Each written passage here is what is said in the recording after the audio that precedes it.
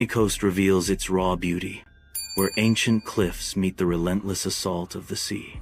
Waves crash against the rugged rocks, sculpting the dramatic coastline with each passing tide. An isolated landscape stretches into the distance, marked by the untamed power of nature. The wind howls a lonely song across the barren cliffs, a testament to the coast's remote and unforgiving nature. Here, on the edge of the world, the sea relentlessly shapes the land, a timeless battle of earth and water. The salt-laced air bites as I enter a small, weathered fishing village, its buildings huddled against the relentless sea. Weather-beaten faces turn, their eyes narrowed with suspicion, as I step onto the cobblestone street. Fishermen pause in their work, nets hanging idle as they watch me with guarded curiosity. The creak of old wood and the cries of gulls fill the air, a symphony of isolation. I ask for directions, my voice a foreign sound against the backdrop of their familiar world. The name, Tevenek Lighthouse, hangs in the air, sparking a flicker of unease in their eyes. The Tevenek Lighthouse emerges from the sea, a solitary tower against the vast horizon. Its imposing structure rises defiantly, an ominous sentinel of the coast. The lighthouse stands alone, a stark reminder of isolation amidst the relentless ocean. Its presence looms large, casting a shadow of foreboding over the surrounding waters.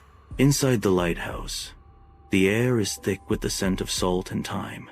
Marcel, the old keeper, stands silhouetted against the bright window, his eyes reflecting a haunting sadness. His face is etched with the stories of countless storms and lonely nights. He begins a tour, his movements slow and deliberate. The spiral staircase winds upwards, each step echoing with history. The beam of light sweeps across the vast ocean, a silent promise of guidance and warning. The keeper's quarters are heavy with the scent of salt and aged timber. Marcel's warning hangs in the air. If the foghorn sounds on its own, do not answer it. The narrator dismisses the warning as mere superstition. A palpable sense of isolation settles over the quarters as night deepens. Shadows dance with the flickering lamplight, enhancing the eerie atmosphere. An unsettling calm pervades, hinting at the mysteries yet to unfold. A solitary lighthouse stands defiant against the encroaching night. Thick fog rolls in, a spectral blanket swallowing the world, disorienting and isolating. The air hangs heavy with moisture, each gust a chilling reminder of the sea's vastness. Waves crash against the rocks below, their roar a deafening symphony of nature's power. The lighthouse beam cuts through the fog, a beacon of hope in the overwhelming darkness. An eerie silence descends between the crashing waves, heightening the sense of isolation and dread. Inside the observation deck, I clutch the dipstick, the cold metal biting into my gloved hand as I check the generator's oil levels. The wind howls like a banshee outside, its fury rattling the metal walls, a constant, unnerving symphony of isolation.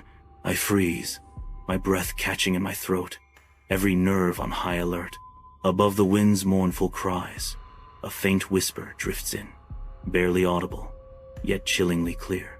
The whisper, carried on the night air, cuts through the storm's rage, a desperate plea. Help! Please! Help me! The chilling whisper hangs in the air.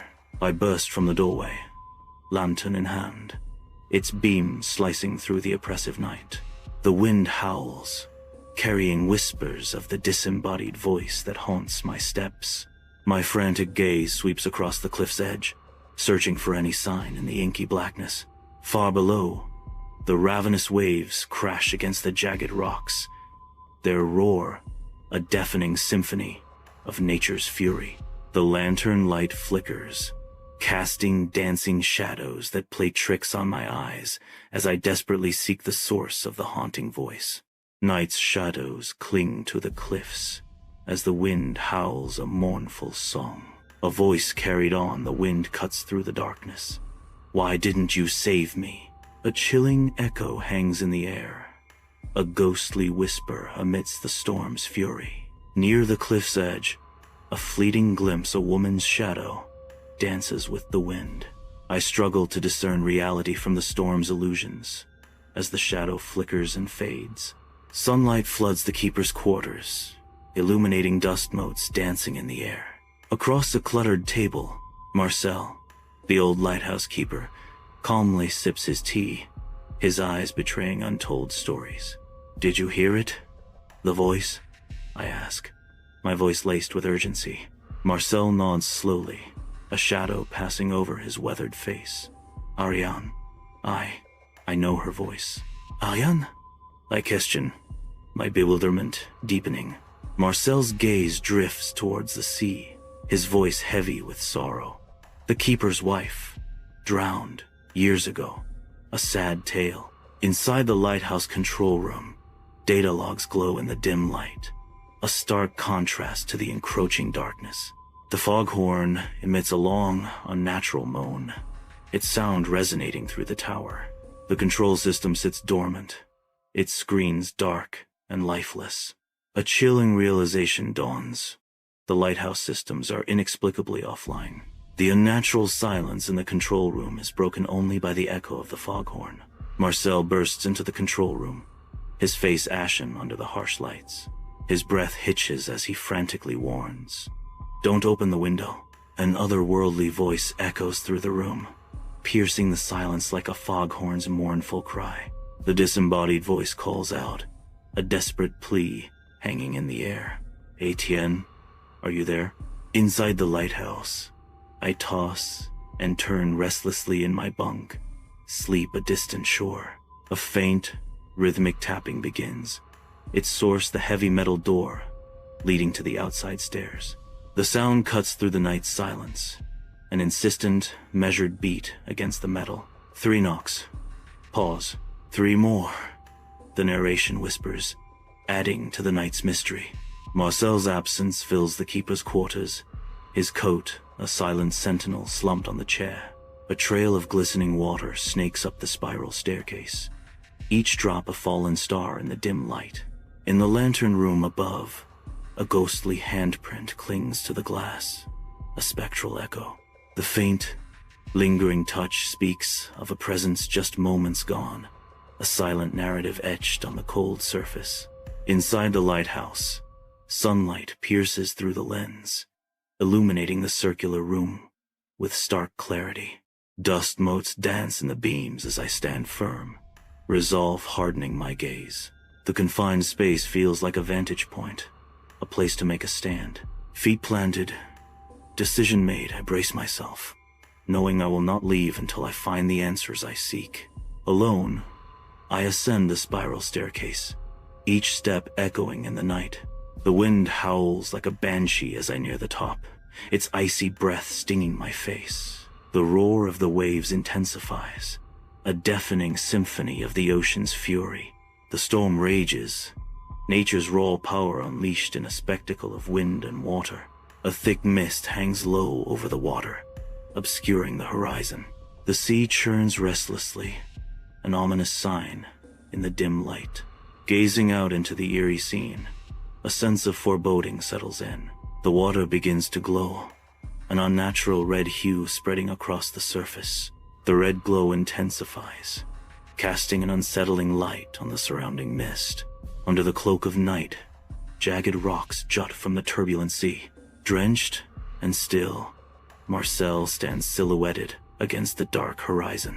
His figure is motionless, a statue carved from sorrow and seawater. Empty eyes stare back, reflecting the cold, indifferent stars above. The relentless waves crash around him, mirroring the turmoil within. A haunting tableau of despair, painted against the vast, unforgiving night. Under the cloak of night, Marcel's arm extends, a stark gesture against the darkness. His finger points towards a distant light, an unspoken question hanging in the air. A voice pierces the night, a feminine command laced with chilling allure. "Turn it off and join us," she whispers, her words a siren's call from the shadows.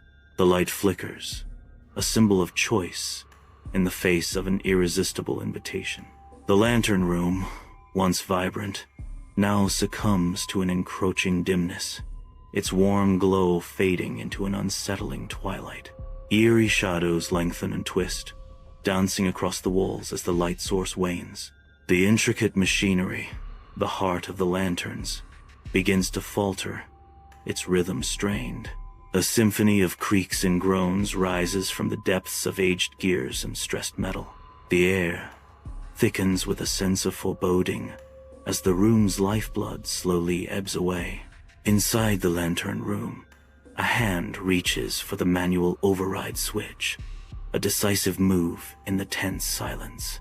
Sudden reflection in the glass reveals a woman's pale face lurking ominously behind. The unexpected presence sends a chill.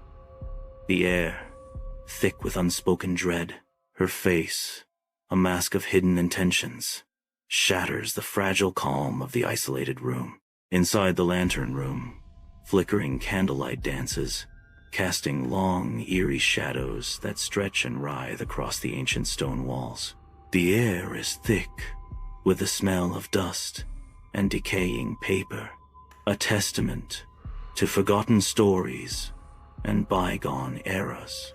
A sudden, icy breath whispers against the back of my neck, raising gooseflesh and sending a shiver down my spine.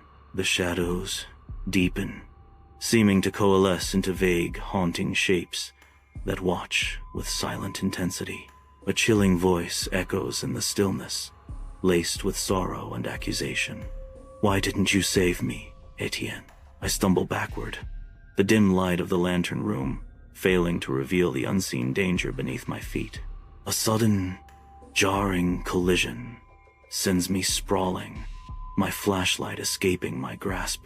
The sickening crunch of glass as the flashlight shatters against the stone floor, extinguishing the remaining light and hope. A terrifying darkness descends, broken only by the faintest glimmer of starlight through grimy windows. From the abyss below, slow, deliberate footsteps ascend the stairs, each echoing footstep amplifying the dread. Inside the spiral staircase, I clutch the emergency flare gun, its cold metal a stark comfort in the oppressive dark. Footsteps echo from below, each thud a hammer blow against the silence, growing louder, closer. My voice trembles as I call out into the abyss. "Marcel, is that you?" Silence descends once more, heavy and absolute, broken only by the frantic beat of my own heart. No answer comes, only the growing certainty of something unseen lurking in the shadows.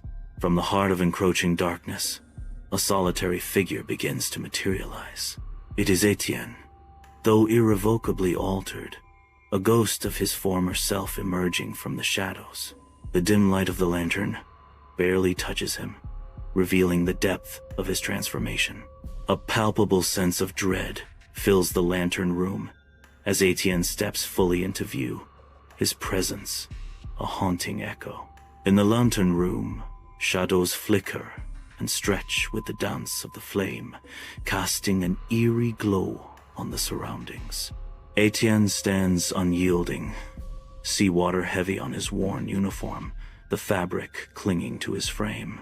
His eyes, vacant and hollow, reflect the endless depths of the ocean, mirroring an inner abyss.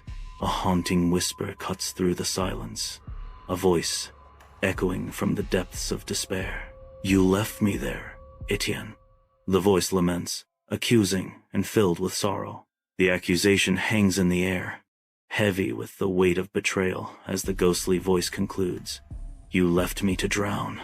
Inside the lantern room, a flare ignites, casting harsh shadows that dance wildly across the walls.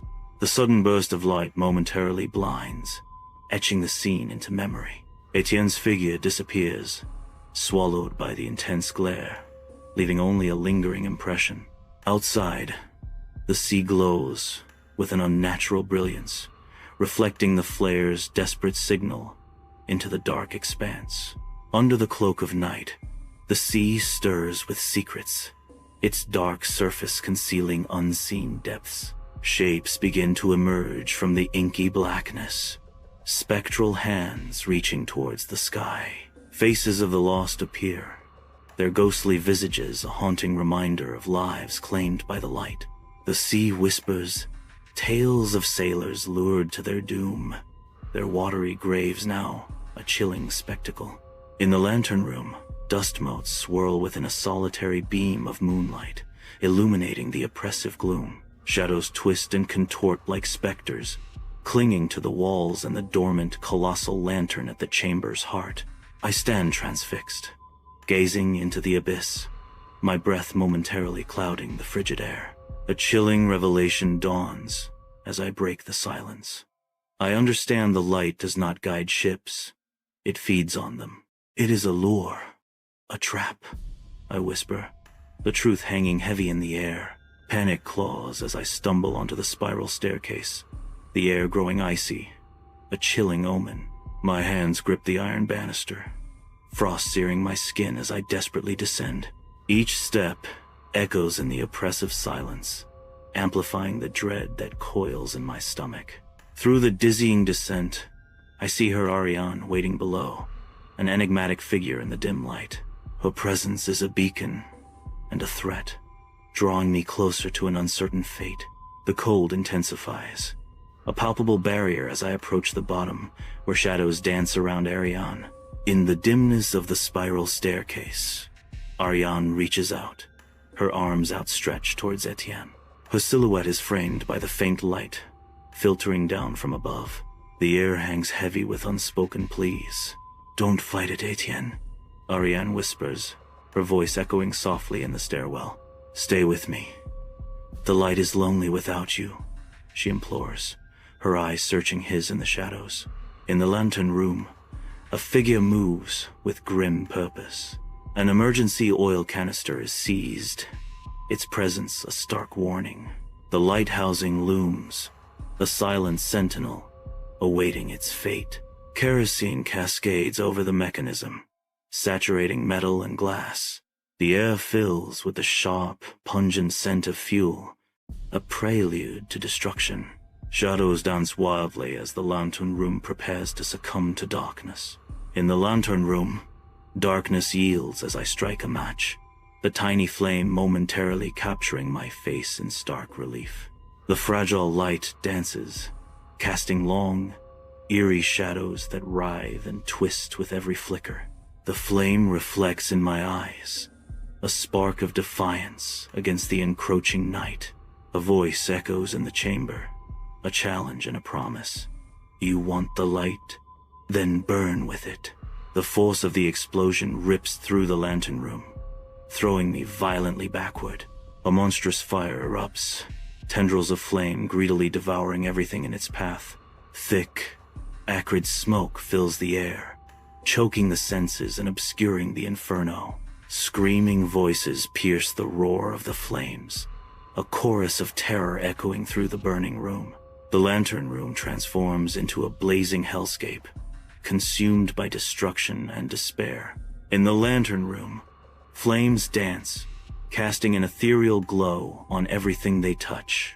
Ariane stands amidst the inferno, her face serene and undisturbed by the heat. The firelight reflects in her eyes, giving her an otherworldly appearance. A soft smile graces her lips as she looks out through the flames, a picture of tranquility. Her voice, clear and calm, echoes in the room. "Thank you." I awaken on the cliffside, a landscape of ash and sand painting a desolate scene. The morning light casts long shadows, revealing the extent of the devastation around me. I struggle to sit up, the gritty ash clinging to my skin and clothes. In the distance, the lighthouse looms a blackened skeleton against the rising Sunday. The once proud structure has collapsed, its light extinguished, leaving only ruin in its wake, a silent testament to a disaster. The cliffside whispers tales of destruction and loss. The sea stretches out, a mirror of unnerving calm, its surface undisturbed by even the slightest ripple. A solitary sun ascends, painting the horizon with hues of gold, its light kissing the motionless water. The eerie stillness amplifies, a silent promise of something hidden beneath the sun-drenched surface. Golden light floods the serene seascape, hinting at secrets veiled beneath the deceptively tranquil facade. The calm is absolute, a tableau of nature holding its breath, suspended in a moment of precarious peace. An unsettling beauty unfolds as the sun climbs higher, casting long shadows that dance across the sea's glassy expanse. A pall of dread hangs over the fishing village, as officials swarm the narrow streets, their expressions grim. Uniformed personnel methodically search every corner, their presence a stark contrast to the village's usual tranquility. The relentless search yields nothing, the absence of Marcel and Etienne growing more ominous with each passing moment. Each wave crashing against the shore, whispers of the unknown, their fate a mystery shrouded in the sea's vastness. The villagers watch with heavy hearts, the weight of the unexplained loss pressing down on their small community. An eerie silence settles over the village, punctuated only by the distant cries of gulls, a haunting reminder of what is missing. Weather-beaten houses huddle together in the fishing village, their peeling paint telling tales of sun and storm. Nets hang drying, heavy with the scent of the sea, a silent testament to the village's livelihood. Crisp, clean uniforms cut through the scene as the officials address the murmuring crowd. It was a gas leak, the officials announce, their practiced solemnity failing to mask the underlying unease. The officials offer a hollow promise to the distressed villagers. The lighthouse will be rebuilt. Years drift by on the Brittany coast, the relentless sea carving deeper into the cliffs. Fishermen, their faces etched with the wisdom of the tides, cast their nets into the churning waters. A dense fog rolls in, a spectral blanket swallowing the coastline and muting the cries of gulls. Through the swirling mist, a solitary light flickers atop the cliffs, an aged beacon against the encroaching gloom. The old light pulses red, a haunting reminder of forgotten stories and echoing through the lonely autumn. Autumn winds howl across the Brittany coast, whipping fallen leaves into a frenzy. The gray sea crashes relentlessly against the jagged cliffs, each wave a mournful echo. A desolate beauty pervades the scene, tinged with an unspoken sorrow. A haunting voice seems to rise from the cliffs, carried on the wind. Turn it off. In the dim solitude of my apartment, shadows dance with the ghosts of yesterday. Silence pervades, amplifying the echoes of a past I can't outrun. Tevenik lingers in my thoughts, a haunting melody of what was irrevocably lost. Each memory, a sharp shard, piercing the fragile shield of my present. The ocean, once a solace, now stands as a painful trigger, a constant reminder of absence. I find myself bound to this self-imposed exile, far from the waves that whisper his name. A jarring flash of the Red Sea, violent and unforgiving, fills the screen. Marcel's empty eyes stare blankly, reflecting an unbearable hollowness. Ariane's ghostly face flickers, a haunting reminder of what was lost. The Red Sea returns, its crimson waves mirroring the blood that stains their past. Marcel's gaze, devoid of life, pierces through the darkness, a chilling testament to despair. Ariane's spectral image lingers, a fragile echo in the deafening silence of memory. Alone in the dim apartment, shadows writhe around me as haunting memories flood my mind. Faces rise from the sea, contorted in silent screams, forever etched into my memory. The screams echo, a broken record of terror and despair that replays endlessly in the darkness. Burning oil spreads across the water, a fiery shroud consuming everything in its path, painting a hellish scene. Dim light paints the apartment in shadows, the city outside a glittering tapestry. Lost in thought, I gaze at the distant lights, a melancholic wave washing over me. A somber realization dawns as I reflect on the city's allure and its deceptive nature.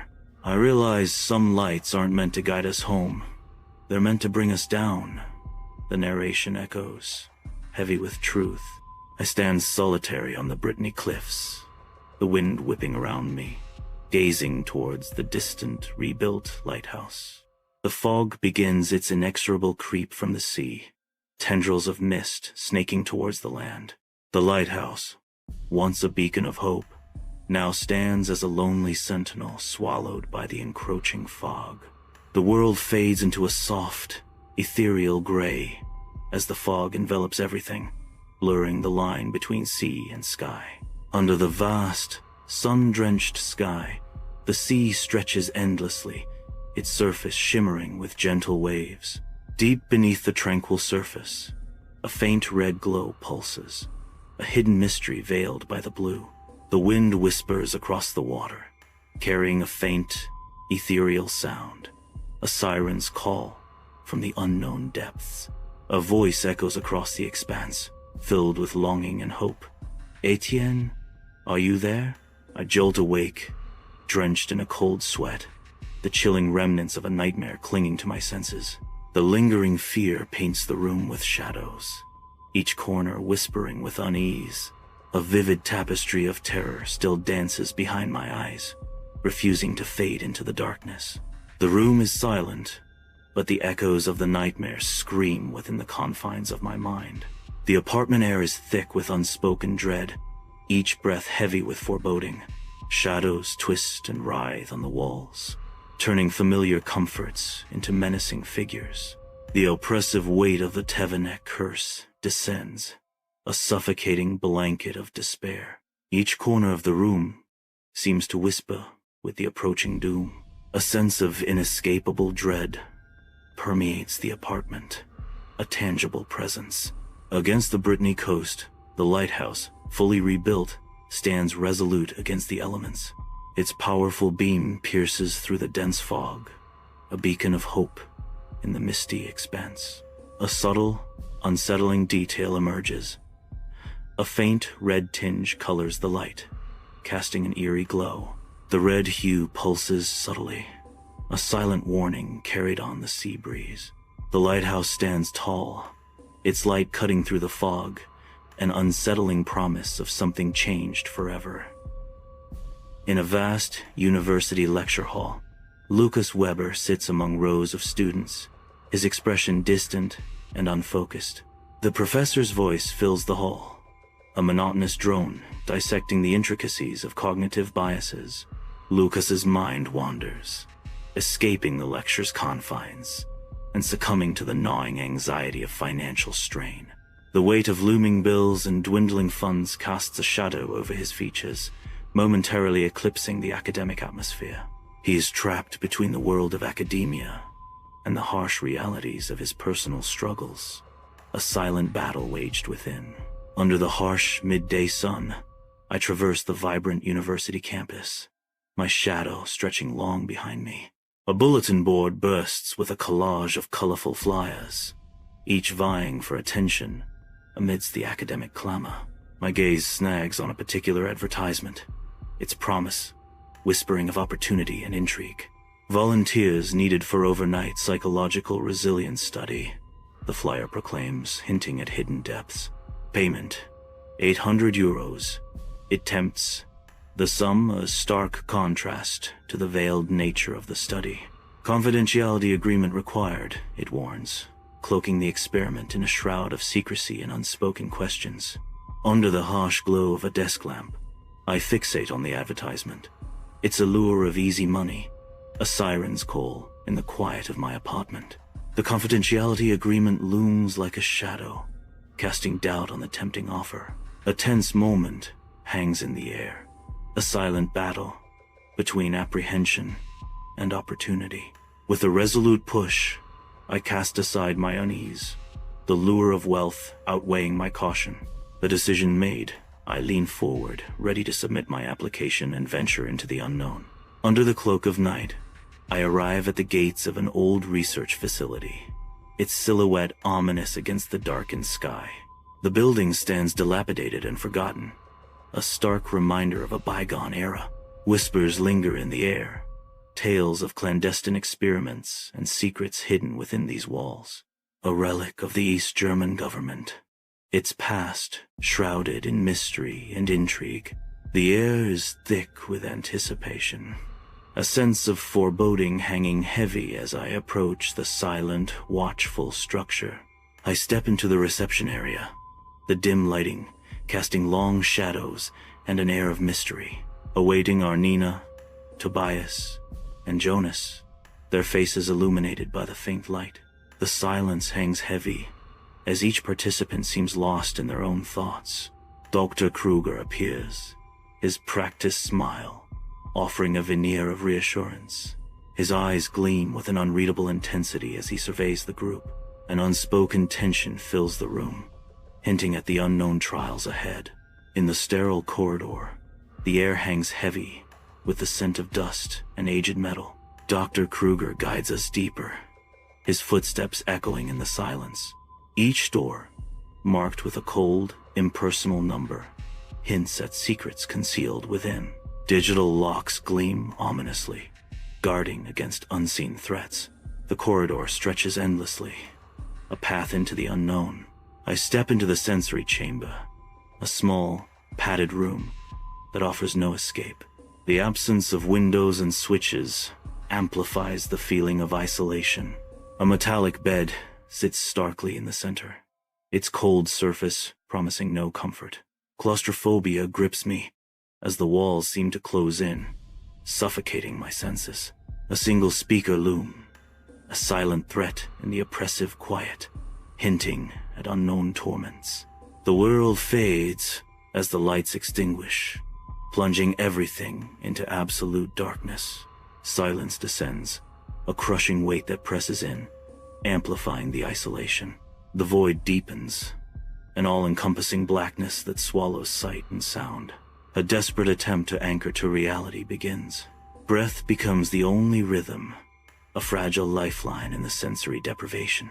Each inhale and exhale echoes in the heavy stillness, a solitary act of defiance against the void. Soft whispers begin to fill the sensory chamber, their insidious murmur weaving through the silence. I struggle to block them out, but the whispers intensify, pressing in from all sides. A disturbing, wet, dragging sound emerges, slowly slithering across the floor. The sound grows closer, more distinct, evoking a visceral sense of dread and unseen horror within the chamber. Total darkness fills the sensory chamber. A voice echoes from above, barely a whisper in the void. "Lucas, open your eyes." Though his eyes are already open, the darkness remains absolute, a suffocating blanket. The blackness begins to pulse, a subtle rhythm in the oppressive silence. Faint outlines materialize, ghostly shapes forming in the abyssal depths. The darkness writhes, threatening to consume him entirely. In the sensory chamber, a towering figure of swirling blackness materializes over the bed. A scream pierces the silence, echoing off the unyielding walls of the confined space. Desperation fuels a frantic slam against the door, a futile attempt to escape the encroaching darkness. The door remains steadfast, sealing the chamber in suffocating dread. Abrupt silence descends in the sensory chamber. All whispers cease. The air stills, an unnerving calm replacing the previous cacophony. Reason battles with rising dread as I try to convince myself it was merely an auditory illusion. A shiver runs down my spine as a cold, spectral hand brushes against my shoulder. The touch lingers, a chilling reminder that something unseen is present. Paranoia grips me as the boundary between reality and hallucination blurs. The sensory chamber door hisses open, a blinding light flooding the space. Vision swims as I squint, desperately trying to adjust to the sudden brightness. A figure emerges from the shadows, the outline of Dr. Kruger becoming clear. His voice cuts through the disorientation, a calm pronouncement of progress. "Good," he says, the word echoing slightly in the sterile environment. "You made it to Phase 2, Dr. Kruger announces, his tone laced with a hint of anticipation. I am led into the common room, shadows clinging to every corner. The air is thick with unspoken terror, faces pale and drawn in the dim light. Tobias's hands tremble uncontrollably, betraying the depth of his fear. Nina's eyes are wide and unblinking, fixated on a distant point on the wall as if haunted by unseen horrors. Jonas stands rigid, a storm of fury brewing beneath his tightly clenched fists. Inside the common room, Kruger's hands move with a deliberate purpose, distributing small metal boxes. Each box lands with a soft thud, a silent promise of challenges to come. My box, cool and metallic, sits heavy in my palm, its lock a stark reminder of the task ahead. Kruger's voice cuts through the room, laced with anticipation and warning. Phase 2 requires cooperation. His gaze sweeps over us, each word a calculated weight. Inside these boxes are keys. Use them wisely. The heavy doors slam shut, the resounding click echoing through the common room as Kruger exits. Jonas strains with desperate effort, muscles bulging as he wrestles with the unyielding box. Sweat glistens on his brow, each bead a testament to his futile struggle. Nina curls into a tight ball, tears streaming down her face in silent despair.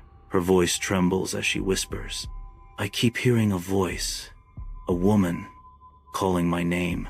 The lights flicker ominously in the common room, shadows stretching and distorting with each pulse. Darkness descends as the lights fail completely, plunging the room into an abyss where unseen terrors lurk. A deep vibration pulses through the air, stirring the shadows into a frenzied dance, as if the darkness itself is alive. The silence is shattered by the measured echo of footsteps approaching from the hallway. Each step, a herald of the unknown. Each footstep echoes like a drumbeat, heightening the suspense as something emerges from the dark hallway. Inside the common room, Jonas's tension is palpable as he grabs a metal chair, his stance defensive by the door. A muttered sound escapes from the shadows, barely audible. Jonas's voice cuts through the silence, laced with weary resignation. Probably just Kruger. The door creaks open, a chilling gust of wind sweeping through the room. Instead of a person, a black corridor stretches into an infinite nothingness, swallowing the light and hope. At the corridor's end, a tall, unnaturally thin figure emerges, its head bowed in an unsettling manner. It advances, movements reminiscent of a marionette adrift, each step deliberate and eerie. The figure's elongated shadow stretches across the floor, deepening the corridor's sense of foreboding. An atmosphere of silent dread permeates the common room as the figure approaches, its presence a stark disruption. Nina's scream shatters the air, her fear hanging heavy in the sudden, echoing silence. The lights flicker violently, casting long, dancing shadows that amplify the terror. With a final surge, the lights blaze back on, revealing the common room, the shadowy figure now gone without a trace. On the floor, the metal boxes are arranged in a perfect circle. My own box lies open, its hidden contents exposed to the stark light. Inside the box, a stark message awaits, a small slip of paper bearing the ominous words, "Don't trust the light." The red ink seems to pulse with a silent warning, stark against the plain paper. A sudden, biting wind sweeps through the common room, chilling everything it touches. The room seems to darken, shadows deepening in the corners as the wind whispers secrets through the cracks. The whispers begin, not from the stone walls of the common room, but from within. A rising chorus of maddening questions echoes inside. "Do you see? Do you see? Do you see?" Tobias stares blankly at the floor, lost in a world of numbers, muttering primes under his breath. His face is pale, his eyes wide with terror. Jonas has collapsed, a heap on the cold stone, the silence broken only by Tobias's haunted counting. The common room lights flicker erratically, casting long, dancing shadows that heighten the sense of unease. Darkness descends, swallowing the room whole in an absolute, suffocating blackness. The walls begin to pulse with a sinister rhythm, as if the very room is breathing. An unsettling sensation washes over the space, as if unseen eyes are watching from every corner. The darkness intensifies, pressing in from all sides. A tangible presence, a silent, unseen entity lurks, its gaze heavy and knowing. In the suffocating darkness of the common room, shapes begin to writhe and contort, forming grotesque figures. Unfamiliar faces emerge from the shadows, twisting into expressions of silent horror. Eyes glow with an eerie, faint red light, piercing the gloom with malevolent intent. As mouths stretch impossibly wide, Jonas's terrified command shatters the silence. Scream. The metal box rattles faintly, a silent testament to the mystery unfolding within. Where paper once lay, a small, black crystal now rests, its surface smooth, its touch chilling. The crystal pulses with a faint heartbeat, radiating an unnatural cold that seeps into the bones. A sense of life emanates from the crystal, a silent promise or a dire warning. The crystal slips from my grasp, a moment of impending doom hanging in the air. It bounces across the worn floorboards, an eerie glow emanating as it seeks its destination. The crystal settles at the heart of a dark circle, an ominous sign in the dimly lit room. Shadows stir from their slumber, tendrils of darkness reaching out like grasping claws. The darkness solidifies, limbs forming from the abyss, a terrifying entity taking shape. Shadows deepen in the common room, as if drawn together by an unseen force. The darkness coalesces, shifting and swirling until a form begins to emerge. A figure takes shape, tall and unnervingly thin, its posture suggesting something deeply wrong. Its head is bent at an unnatural angle, shrouded in shadow, obscuring any features. The body flickers, as if composed of pure darkness given form. The horrifying truth reveals itself. It is Kruger, but twisted into a nightmare of shadow. A shadowy figure looms, its presence suffocating, as its voice barely rises above a murmur. The familiar comfort of the common room fades as darkness creeps into the edges of my vision, my head swimming in confusion. Reality melts away, revealing a corridor stretching into a disorienting infinity, depth without end. "You have seen too much," the figure whispers, sealing my fate. "And now, you belong." An endless corridor stretches into the darkness, every surface a blackened mirror reflecting a nightmare. Each reflection twists and distorts, revealing hollow eyes, mouths sewn shut with black thread, and skin peeling away in ragged strips. The mirrors show grotesque parodies, each a horrifying echo of ourselves. The reflections begin to move independently, their gestures subtly out of sync, creating a disturbing dissonance. A silent scream is trapped within each mirrored figure, their suffering palpable and unnerving.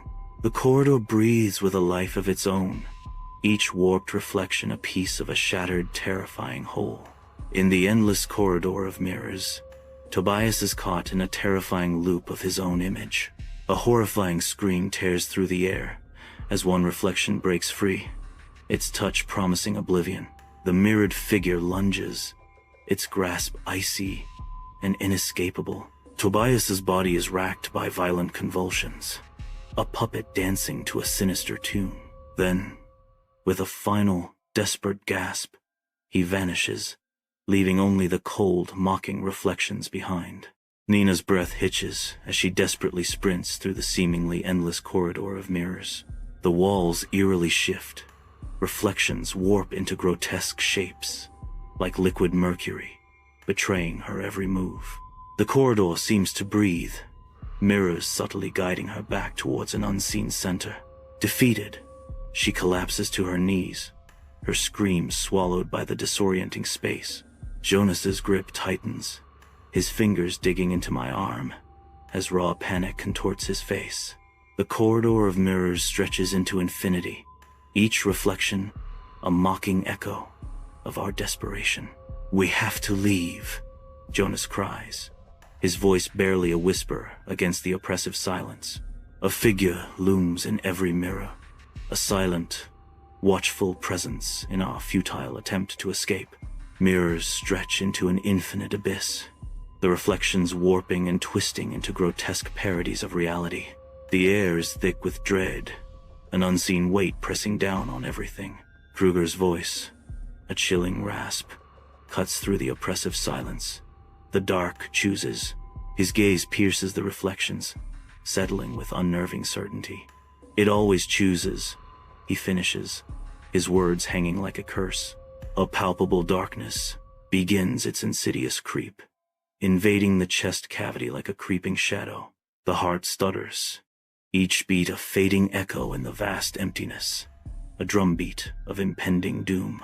Limbs succumb to an unseen weight, dragging, pulling, as if bound by spectral chains.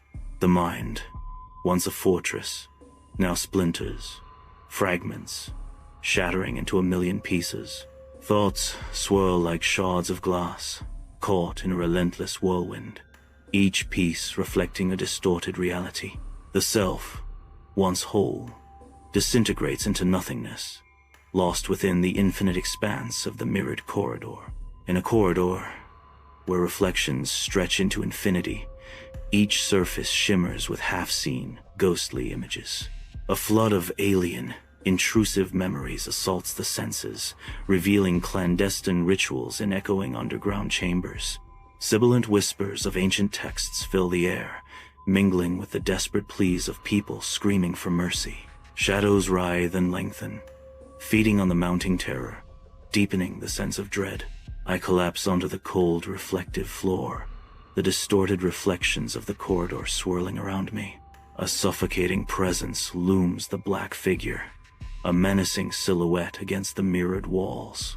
The figure hovers, its formless shape a dark promise against the light. A chilling pronouncement echoes through the hall. You've passed the test, the final. Haunting words seal my fate. But you belong now. The corridor of mirrors stretches endlessly, each reflection blurring into the next. A dizzying array of images distorts reality, creating an unsettling sense of disorientation. The reflections begin to shimmer, the edges of the mirrors blurring.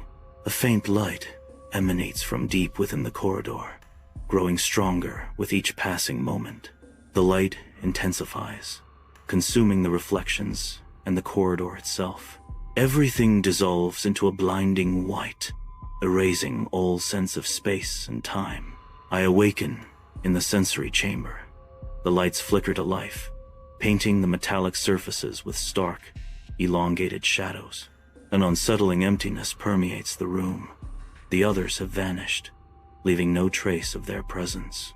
The metal boxes stand open and abandoned, their mysterious purpose now an enigma wrapped in cold steel. Silence echoes in the void, amplifying the mystery of our disappearance and the lingering questions about the chamber's true nature.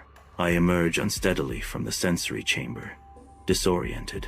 Each step is a struggle as I attempt to regain my balance. The world swims back into focus, a stark contrast to the void I just left. The sterile environment of the facility seems alien, unwelcoming. Under the merciless sun, the desert stretches out, a canvas of muted browns and tans, silent and still. An unnatural silence blankets the landscape. No birds sing, no wind whispers, only the sun beats down. The old research facility stands isolated, a forgotten sentinel in the vast expanse. A faint, low hum vibrates through the ground, an unsettling pulse beneath the desert's serene facade. Inside the sterile confines of the police station, a sense of frustration begins to build. An attempt to report the clandestine experiment meets a wall of bureaucratic blankness. The authorities find no trace, no record of the facility, no permits filed, no staff listed in their system. The weight of the unknown presses down as the official search yields absolutely nothing. The system offers no validation, no evidence that the experiment ever existed. Reality itself seems to conspire, erasing any proof of the facility's existence from official records. Alone in my apartment, the silence amplifies the torment of memories. The weight of unseen experiences presses down, isolating me in the empty space. A constant, subtle hum pervades everything, a relentless echo of what happened. Each shadow seems to hold a fragment of the past, refusing to let me escape. The night deepens, and with it, the haunting presence that lingers within these walls. The apartment is cloaked in the deep shadows of night, a silent witness to unseen dramas. A sense of unease fills the air, heavy and intangible. Whispers, faint and elusive, dance at the periphery of hearing, stirring a primal fear. The room holds its breath, as if aware of the secrets lurking just beyond perception. In the still of night, mirrors reflect more than just a familiar face. A tall, thin figure lurks in the reflection's depths, its head perpetually bowed. An eerie presence watches from beyond the glass, unseen yet always felt. The air grows heavy with anticipation, as if something is on the verge of revealing itself. A silent vigil is kept, the figure waiting patiently in the shadows. Each reflection holds a secret, a hidden truth, waiting to be uncovered in the darkness. Stripes of city light paint the room in shadows, a stark stage for dawning horror. A figure stands motionless as the chilling truth crashes down. I know now what the dark test truly was. Echoes in the silence. The narration continues, not a test of humans, but a test by the darkness. A haunting revelation. It seeks vessels. The final, chilling word hangs in the air. It finds them. Moonlight paints the apartment in pale hues, casting long, dancing shadows that stir the heavy air. An unnatural chill seeps through the room, prickling the skin with a sense of foreboding. The silence amplifies, each creak and groan of the building adding to the growing dread. An unseen presence looms, its arrival heralded by an oppressive weight that smothers all hope. Darkness smothers my apartment, turning familiar shapes into monstrous silhouettes on the walls. A chilling draft slithers through the room, raising goosebumps as the whispers begin. Faint at first, then growing. I clutch my head, desperate to silence the voices that drill into my mind like splinters of ice. The haunting echoes intensify, driving me to madness. Do you see? Do you see? Do you see? Dim light barely claws through the darkness of my apartment, casting long, distorted shadows that writhe on the walls. The silence is a suffocating blanket, amplifying the frantic drumbeat of my heart. I stand frozen, a solitary figure swallowed by the gloom, the weight of unspoken fears pressing down on me.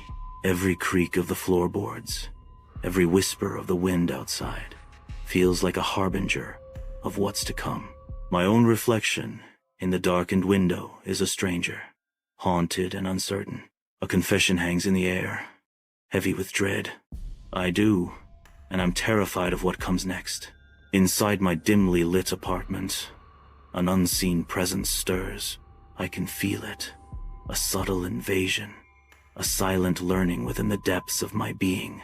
A sense of unease grows as it familiarizes itself with every corner of my mind, waiting, patient and insidious, for the opportune moment to seize control. The anticipation hangs heavy in the air, a silent promise of complete and utter surrender. In the dimly lit apartment, dust motes swirl in the single shaft of light, piercing the oppressive gloom. A palpable sense of foreboding hangs heavy, filling every corner of the room. Narishin's voice echoes in the stillness. If anyone ever discovers this record, do not look into the dark. Do not volunteer for any test. Do not trust the silence, because the dark never sleeps, and once it chooses you, it never lets go. Sunlight dapples the forest floor as Lucas, Nathan, and Emma venture into the dense Quebec woods, their youthful energy contrasting with the ancient trees. The air is thick with the scent of pine and damp earth, as the documentary students push through the undergrowth. Each step, a determined stride into the unknown. Burdened with equipment, their silhouettes move deeper into the green abyss, the weight of their ambition evident in every labored breath. The forest watches, an ancient, silent observer, as the trio disappears further into its leafy embrace, their journey just beginning. Bathed in the warmth of the afternoon sun, Samathya village exudes a tranquil, timeless charm. An old trapper sits outside a general store, his weathered face a canvas of deep wrinkles, each telling a story of years lived under the open sky. His sunken eyes hold a glint of ancient wisdom as he meticulously whittles a piece of wood. "If you find the lake, don't touch the water," the old trapper warns, his voice raspy with age. "It remembers." His words hang heavy in the air, a stark contrast to the peaceful surroundings. We laugh, dismissing his warning. A voice narrates, unaware of the dark truths hidden beneath the lake's serene surface. The forest trail, barely visible, is swallowed by mist and ancient pines. For 2 days, the journey continues, each step a battle against nature's relentless embrace. Twisted roots and damp moss claim the path, a testament to nature's untamed power. The trail was a mess of twisted roots and damp moss. A voice echoes through the silent woods. Each step sinks into the soft earth, the forest floor, a tapestry of decay and rebirth. The air hangs heavy with the scent of pine and damp earth, a world shrouded in mystery. The forest gives way, revealing Lac Cachet at sunset, its surface mirroring the sky. The lake is perfectly round, its waters uncannily still, reflecting the violet hues of the setting Sunday, an unnatural perfection, as if the lake was deliberately carved into the earth. The glass-like surface captures the fiery colors of the sky, a serene yet unsettling beauty. Silence hangs heavy, broken only by the soft rustle of leaves, emphasizing the lake's otherworldly stillness. Under the cloak of night on Lac Cachet's north shore, a campsite begins to take shape, a small island of light against the vast darkness. Nathan approaches the water's edge, his GoPro in hand, ready to capture the secrets beneath the surface. The camera dips into the still water, and a frown creases Nathan's brow as he retrieves it. A disquieting discovery breaks the silence. It's warm. The water's warm. In the dead of night at Lac Cachet, sleep eludes, the surrounding forest holding its breath in the inky blackness. The silence is profound, a thick blanket smothering every sound. A faint sound breaks the stillness, a distant singing that carries on the wind. An ethereal, haunting melody drifts through the trees, a woman's voice weaving a tale of sorrow.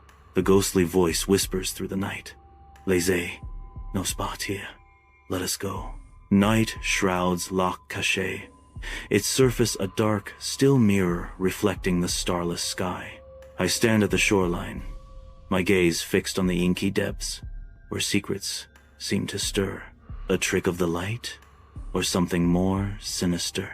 Pale shapes begin to materialize beneath the surface, their forms indistinct yet undeniably present. They drift upward with an eerie grace, like ghostly figures ascending from a watery grave. Are those hands reaching, yearning toward the air, toward me?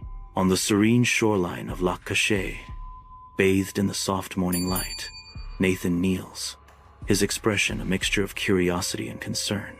His gaze sharpens as he discovers small, bare footprints leading directly into the tranquil lake. A growing unease settles over him as he realizes the chilling truth. No prints return from the water's edge. The calm surface of the lake belies the mystery and potential danger lurking beneath. High above Lac Cachet, the drone's camera gazes down upon the still, reflective waters. Beneath the surface, ghostly structures emerge the rooftops and streets of a drowned town. The forgotten town sleeps silently, a haunting testament to a past swallowed by the lake. Each submerged building tells a silent story, a chilling confirmation. The drowned town is real. The drone circles, capturing the eerie beauty of the underwater ruins. A secret world unveiled. On the screen, Emma's finger points with stark precision at the muted underwater world captured by the drone. Far beneath the surface, a figure stands silhouetted in a window, gazing upwards into the ethereal light. The grainy image flickers with the promise of discovery as Emma asks urgently, "Do you see that?" Nathan zooms in, the scene growing larger as he tries to clarify. But just as clarity seems within reach, the video glitches, obscuring the truth in a burst of static. The evening camp casts long shadows across Lac Cachet around the flickering campfire. The team reviews the day's footage, fatigue etched on their faces. On the screen, the deleted image of the drowned figure flickers, a horrifying specter refusing to stay buried. The flames dance, mirroring the unsettling image in their eyes, as the drowned figure's face is briefly reflected. An unnerving silence settles over the camp, broken only by the crackling fire and the chilling realization of what they've seen. The ground trembles violently beneath the quiet camp at Lac Cachet. The water's surface shimmers, then ripples intensely, betraying an unseen force. The lake begins to breathe, pulsing rhythmically as its waters rise and fall ominously. Emma's blood-curdling scream shatters the night, a desperate cry against the awakening horror. Under the cloak of night, Nathan's flashlight beam cuts through the darkness as he sprints towards the Lac Cachet shoreline. I follow, my breath misting in the sudden chill of the air. The lake's surface lies undisturbed, a mirror reflecting the starlit sky above. A mysterious light flickers in the distance, beckoning from the lake's heart.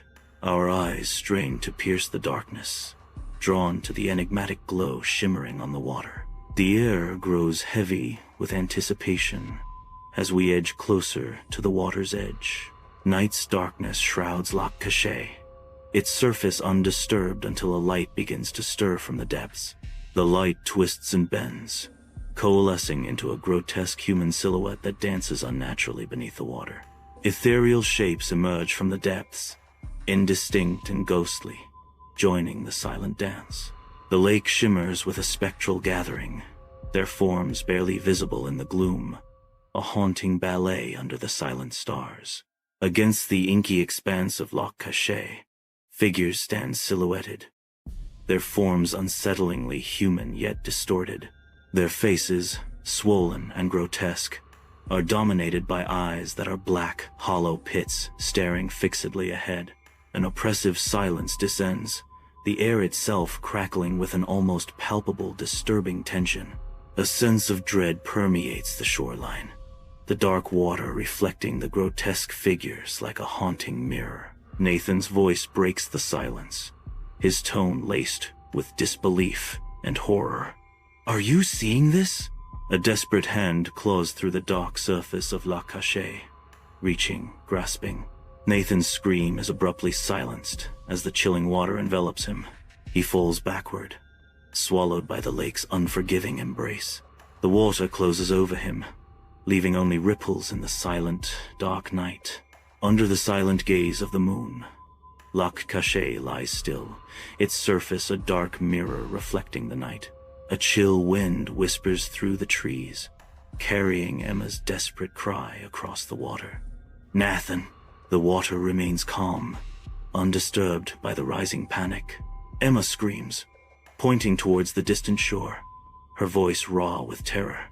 Under the cloak of night at Lac Cachet, a figure stands motionless on the opposite shore, facing us. Nathan is impossibly dry amidst the damp night, his presence unsettlingly still. His eyes burn with a faint, otherworldly gold, piercing through the darkness. Emma's voice cuts through the silence, laced with fear and warning.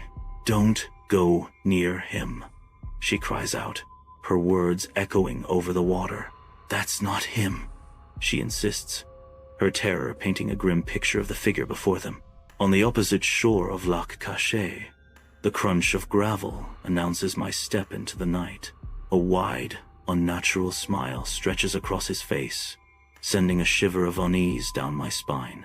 He points towards the lake as an ethereal glow begins to emanate from the water beneath his feet.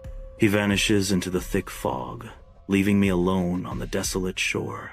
The glowing water, a haunting reminder.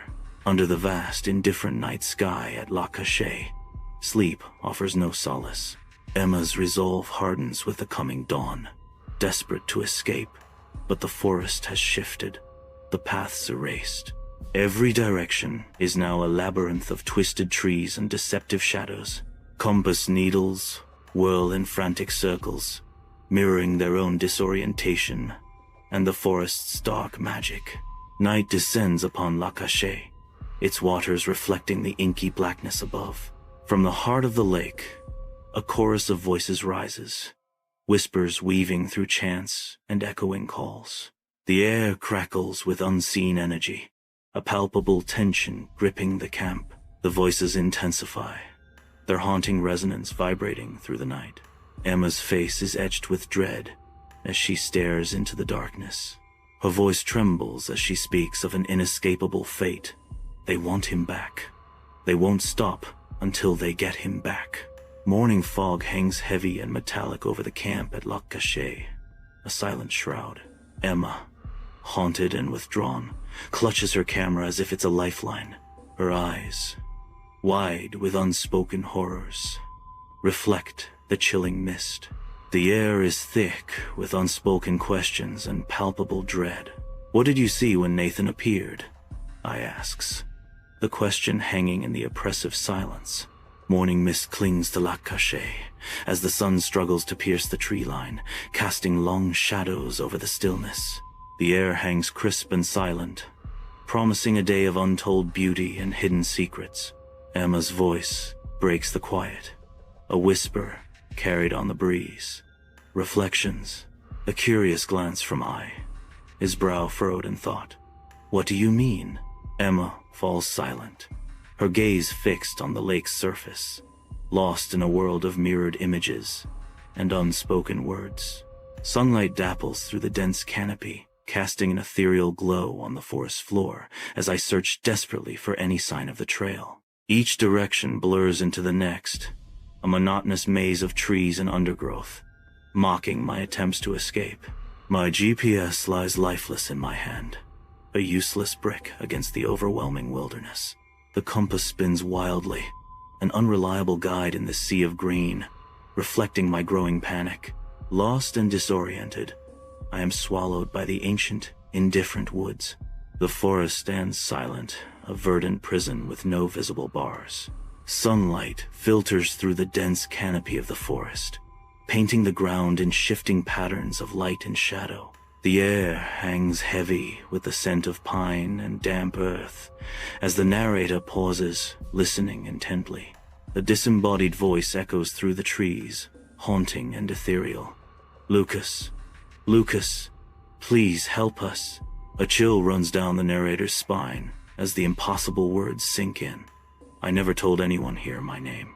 I whirl around, expecting to see Emma, but the camp is eerily silent.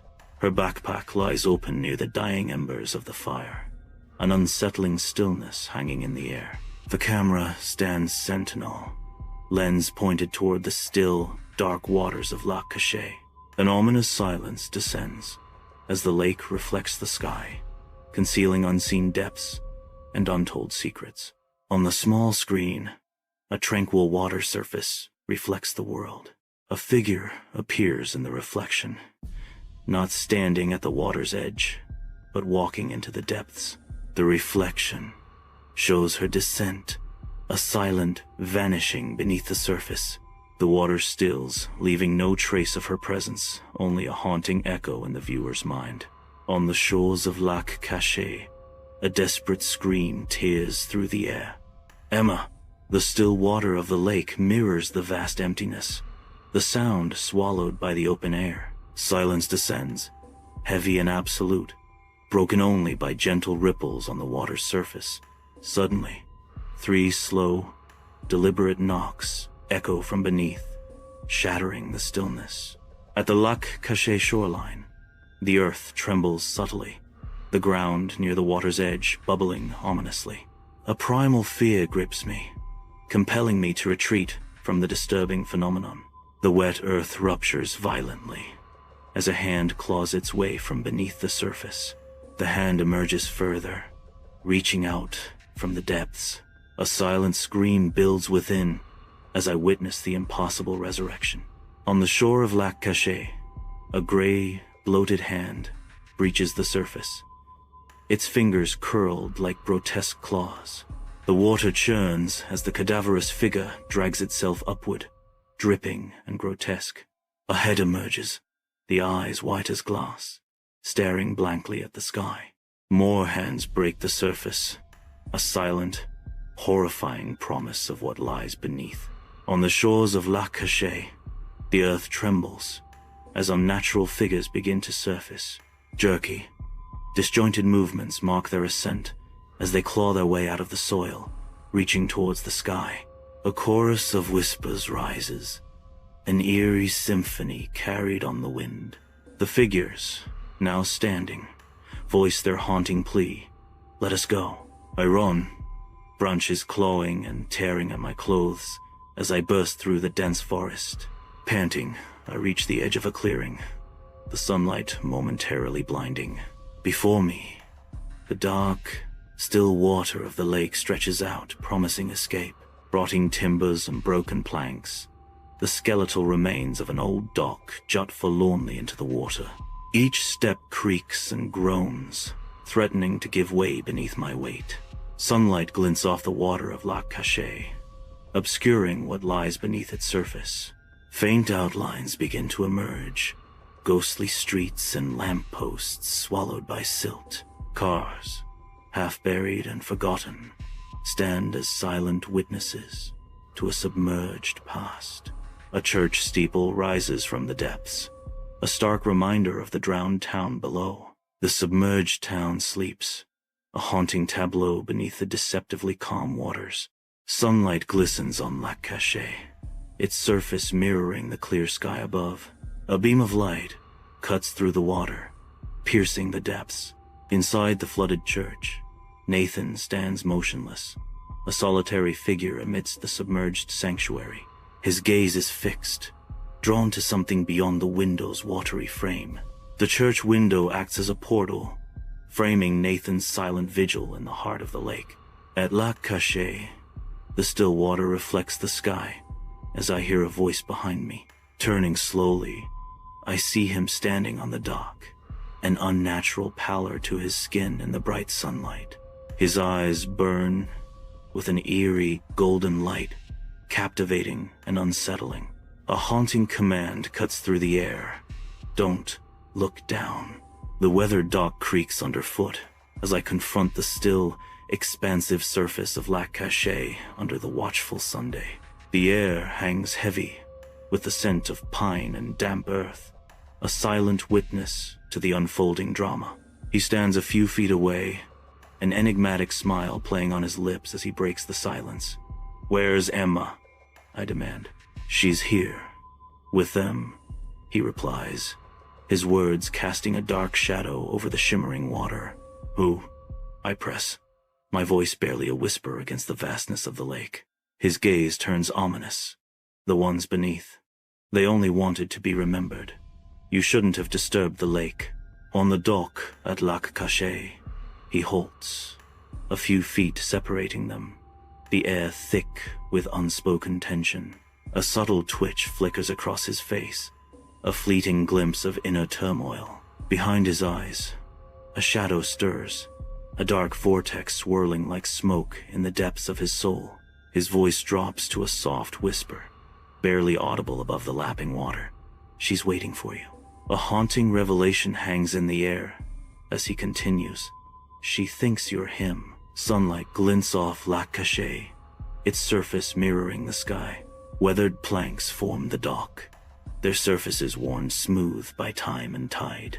The heavy air carries the scent of pine and damp earth, a fragrance as old as the woods themselves. A lone figure stands at the edge, listening intently. Who? The singing begins anew, louder now, resonating through the very ground beneath their feet. Static crackles in the air, a palpable tension building with each passing moment.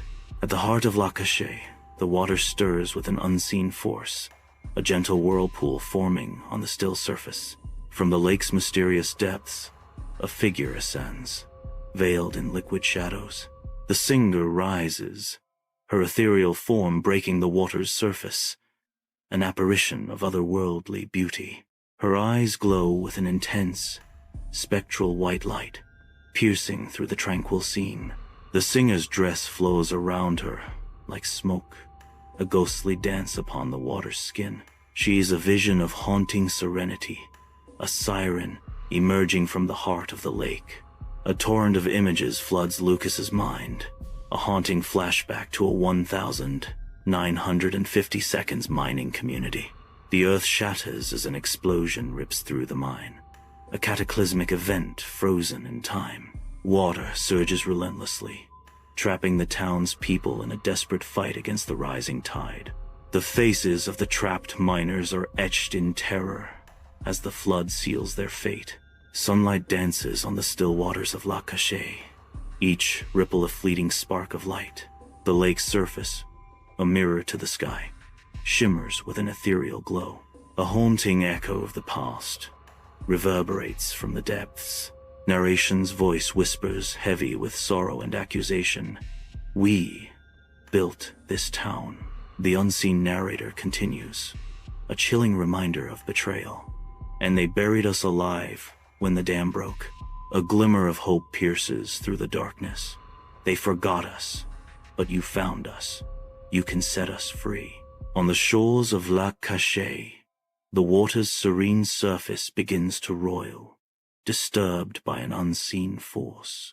An unnatural light erupts from the depths, piercing through the water and casting an eerie glow upon the fog-laden shore. The water churns with increasing violence, as if a hidden maelstrom is unleashed from below. From the depths, the drowned begin their ascent, their forms faintly illuminated, a spectral army rising from their watery graves.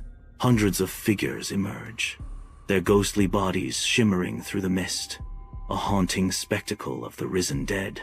On the shores of La Cachée, figures materialize, their hands glowing with an ethereal light. They encircle me, their luminous touch both inviting and unsettling. A profound heaviness settles within, as if the lake itself is pulling me into its depths. The light intensifies, the pressure mounts, and the boundary between reality and the spectral blurs. I struggle against the encroaching darkness, the weight of the water threatening to consume me entirely. On La Cachée, murky water churns violently, mirroring a gray sky heavy with the threat of rain. Debris from shattered docks litters the surface, a chaotic mix of splintered wood and uprooted reeds. An unnatural stillness hangs in the air, amplifying the sense of impending doom. The ravaged shoreline bears witness to the lake's destructive power, waves lapping against the broken remains. The ominous calm is shattered by a distant voice, echoing across the water. Nathan's voice, carried on the wind, warns of the lake's unforgiving nature. You can't save them. The lake doesn't let go. I stumble backward, the weathered planks of the dock unforgiving beneath my feet. A sudden, sickening lurch as the edge gives way, sending splinters flying. The world tilts, the sky and water blurring into a vortex of impending cold. A gasp escapes my lips as I plunge into the icy depths of La Cachée. The frigid water seizes me, a shock that steals my breath and tightens my chest. Darkness closes in as I sink, the surface a distant, shimmering hope above. An instant, overwhelming shock floods the senses, filling the ears with ghostly whispers. Faces flicker before the eyes, fleeting and ephemeral in the underwater gloom. Below, Emma floats serenely, her hair dancing in the gentle current. Her eyes are open, clear and calm amidst the watery depths. A faint, ethereal smile graces her lips, a silent greeting from the abyss. Sunlight pierces through the canopy, waking me on the deserted shoreline. I rise, disoriented, scanning the empty space where our camp once stood. The familiar sight of the dock has vanished, leaving only bare earth. A sense of dread washes over me as I turn towards where the lake should be. In its place, only dry land stretches out, reflecting the harsh sunlight. The world I knew is gone, replaced by an eerie, unsettling emptiness. I return to the village, each step heavy with anticipation, seeking answers that lie buried within its heart. But the villagers shake their heads, their eyes reflecting confusion and disbelief as they claim there is no lac cachet. Their words cut through the air, denying the existence of the hidden lake, erasing the missing students from their collective memory. A palpable sense of unease settles in as they insist there isn't a lake for miles. Their gazes pierce me, questioning my sanity, as if I were the one lost in a delusion. Inside the dim hotel room, a vanished woman's camera lies open, its secrets about to be revealed. The screen flickers to life, displaying a video file, its date a haunting reminder of Emma's disappearance. The video plays, revealing a lake, its surface eerily still and silent, holding untold mysteries. The undisturbed water reflects the night, a mirror to the secrets that lie beneath the surface, and the questions that remain unanswered. In the dimness, the surface of Emma's camera lens ripples, a dark mirror reflecting back at her.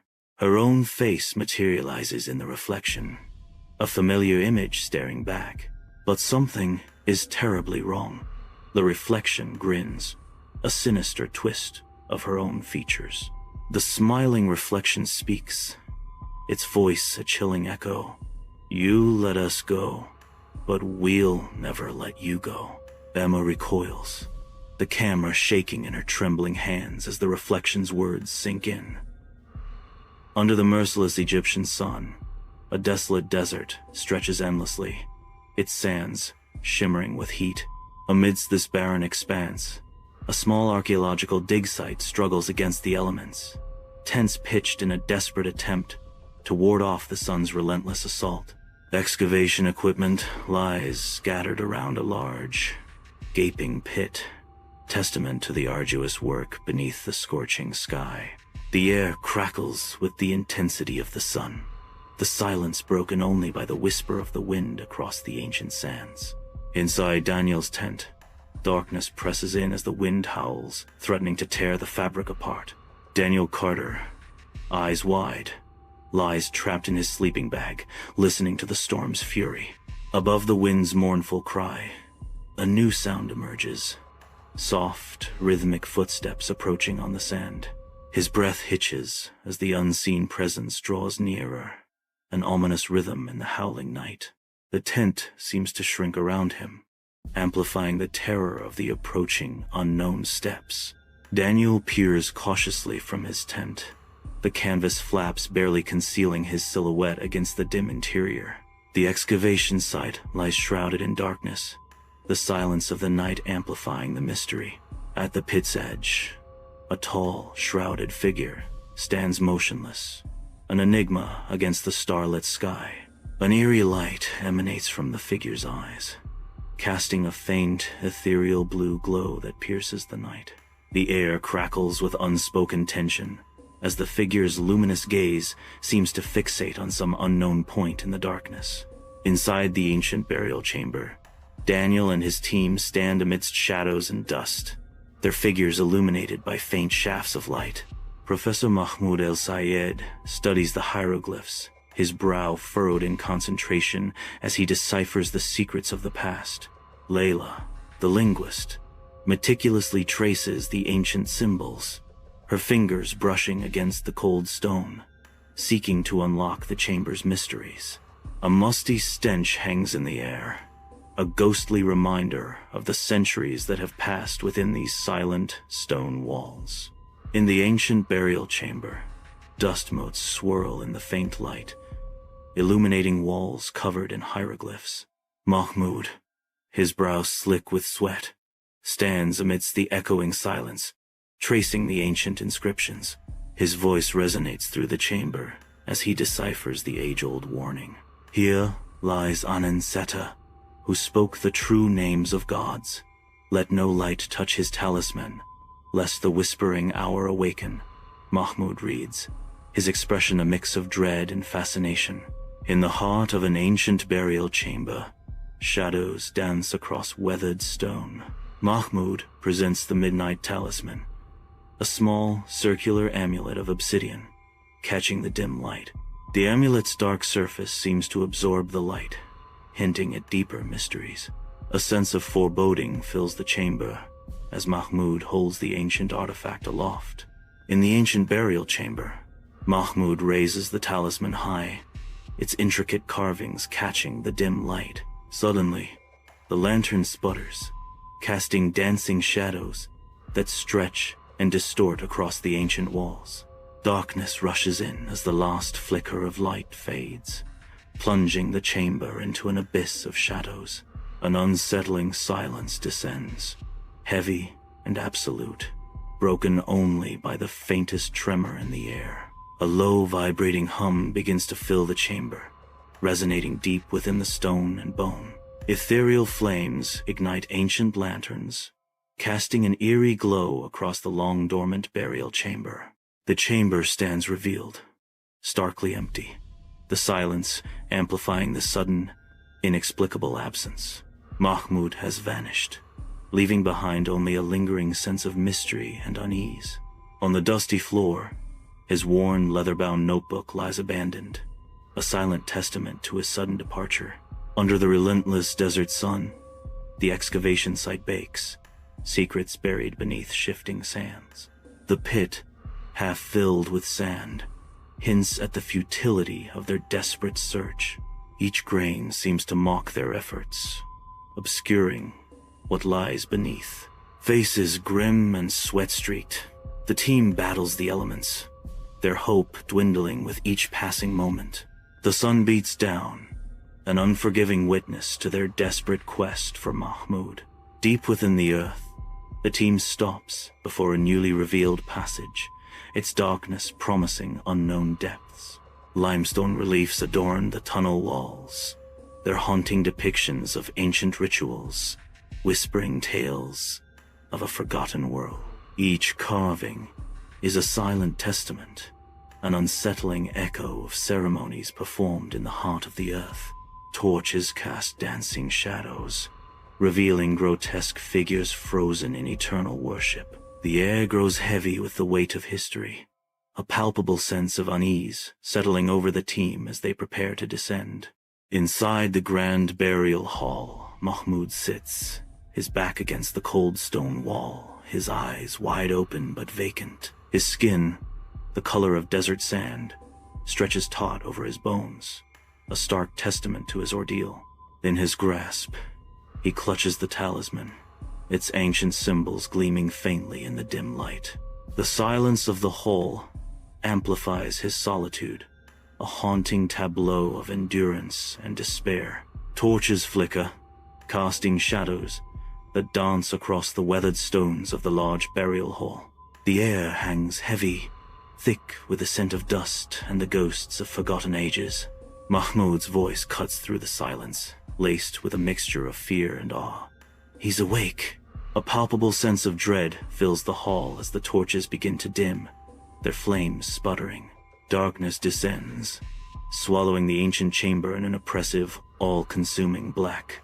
The last torch dies, plunging the burial hall into absolute, suffocating darkness. In the silent, echoing expanse of the burial hall, shadows dance around the ancient sarcophagus. A subtle movement disrupts the stillness, hinting at something concealed behind the stone. Torn linen unravels as a figure begins to emerge from the darkness. The creature crawls forward, its form gradually taking shape in the dim light. Each rustle of fabric and scrape of stone amplifies the growing dread. The whole seems to hold its breath, awaiting the full unveiling of the hidden horror.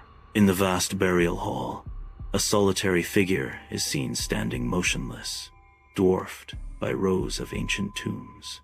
Dust motes swirl in the dim light, illuminating the silent, solemn space. Cracks in the high ceiling allow faint rays of light to pierce through, casting long, eerie shadows. The figure's form is still and resolute, a stark contrast to the decay surrounding them. A voice echoes through the hall. The figure proclaims with unwavering conviction, "You've seen the light, Daniel. Now, it will never leave you." In the inky blackness of an underground tunnel, Daniel and Layla's desperate footsteps break the silence. The tunnel walls twist and turn, an endless maze, threatening to swallow them whole. Each echoing step amplifies the disorientation, as shadows play tricks on their eyes. The oppressive darkness seems to press in, turning the tunnel into a labyrinth of fear. Daniel and Layla burst from the earth, their faces alive with triumph as they greet the dawn. The excavation site awakens, golden light painting the scene with promise. Glimmering fragments of black scattered across the sand, catching the sun's first rays like fallen stars. The fragments shimmer tantalizingly, hinting at ancient secrets beneath the desert's embrace. The excavation pit has vanished, the sands seamless as if nothing were ever there. A disturbing mark mars the smooth surface of the sand, etched with stark precision, a single ominous symbol. An eye, intricately drawn, stares skyward with a silent scream. From the corner of the eye, a line of blood trickles down, staining the sand crimson. The weeping eye watches, a haunting testament to the secrets buried beneath. Daniel sleeps fitfully in the hotel room, his brow furrowed in the throes of a vivid nightmare. He dreams of a vast, dark tomb, ancient hieroglyphs glowing faintly on the walls. Suddenly, Daniel gasps awake, bolting upright in the king-sized bed, his eyes wide with lingering fear. He stares at his open palm, disbelief etched on his face. In the dim light, a fragment of black obsidian gleams, its edges sharp and mysterious. The obsidian seems to pulse with an inner darkness, a silent harbinger of things to come. Inside the opulent Luxor hotel room, Daniel stands frozen, his body tense with mounting dread. A bead of sweat traces a path down his temple, a stark testament to his growing fear. The low hum returns, vibrating through the room. The unsettling thrum emanates from the very walls, an invisible force tightening its grip. The sound intensifies, morphing into a palpable vibration that rattles the window panes. The chandelier sways gently, a macabre dance in the face of an unseen presence. Daniel wakes with a jolt, sunlight blinding him through the train window. He turns, disoriented, to find Layla's seat empty, a void beside him. Only her notebook remains, a silent testament to her vanished presence. He snatches up the notebook, a growing unease gripping his heart. Each page is filled with the haunting weeping eye symbol, a cryptic message left behind. The train rattles on, carrying Daniel deeper into a mystery he can't yet comprehend. The harsh Cairo night filters into the hotel room, revealing a bed sprinkled with the insidious grains of desert sand. A closer inspection reveals the unsettling truth. Sand has invaded even the most private sanctuary. The mirror, once a reflection of vanity, now bears a terrifying omen. Drawn with a crimson intensity, a weeping eye stares back, a silent scream etched in blood. Each drop of blood seems to pulse with a dark secret, reflecting the room's dim light with a sinister gleam. The weeping eye, a macabre warning, dominates the room, casting a chilling shadow over everything it reflects. In a Cairo hotel room, anticipation hangs heavy as a mysterious parcel arrives. Carefully unwrapped, layers of protective wrappings reveal a treasure within. The talisman emerges, bathed in soft light, its ancient power palpable. Whole and unbroken, it gleams with an otherworldly allure, promising untold secrets. The talisman is a silent beacon in the heart of Cairo. Dust motes dance in the dim light of the Cairo hotel room, each particle a tiny dancer in a silent drama. An unseen presence lurks just beyond the edge of the light, a shadow clinging to the edges of perception. The air hangs heavy with unspoken tension, the silence amplifying the feeling of being watched. A sense of unease permeates the room, as if the very walls are holding their breath. A voice whispers from the darkness, unseen and unknown. He's awake. In the stark light of the Cairo hotel room, Daniel confronts his reflection in the mirror, his expression unreadable. His reflection smiles back, a mocking twist that doesn't reach Daniel's own eyes. A subtle disturbance ripples across the glass, like the surface of water touched by an unseen hand. The smile in the mirror seems to widen, as if acknowledging a secret. Daniel's eyes narrow, a flicker of unease in their depths as he watches the strange phenomenon unfold. The room holds its breath, the only sound the faint hum of the city outside, as the mirror's surface continues to ripple. In the Cairo hotel room, Daniel stares transfixed at his reflection. The reflected image morphs, revealing a vast, moonlit desert stretching out before him. A colossal black temple materializes in the distance, rising ominously from the sands where the dig site once stood. At the temple's gate, a solitary figure emerges, silhouetted against the stark moonlight. Ananseta stands guard, an ethereal sentinel in the desolate expanse, her presence radiating ancient power. In the lavish Cairo hotel room, dust motes swirl in the weak sunlight, illuminating the ornate details and hinting at secrets hidden within. Ananseta stands before a large, ornate mirror, her reflection staring back with an intensity that belies the room's tranquility. Her eyes, pools of ancient knowledge and unwavering resolve, fixate on her own image. A single word, heavy with command and memory, escapes her lips. Remember. Daniel desperately seeks an escape from Egypt, under the cloak of night. Each path he takes twists and turns, leading him back to the unforgiving expanse of the desert. A constant, unsettling hum permeates the air, vibrating through the sands and the very bones of the earth. The mysterious sound seems to emanate from everywhere and nowhere, intensifying the disorientation. His frustration mounts with each failed attempt, the endless desert mocking his efforts. Daniel writhes in the throes of a nightmarish vision, his face contorted in terror. Within the dream, hooded priests loom, their voices a guttural chant in a language lost to time. The air shimmers with oppressive heat, a prelude to unspeakable horror.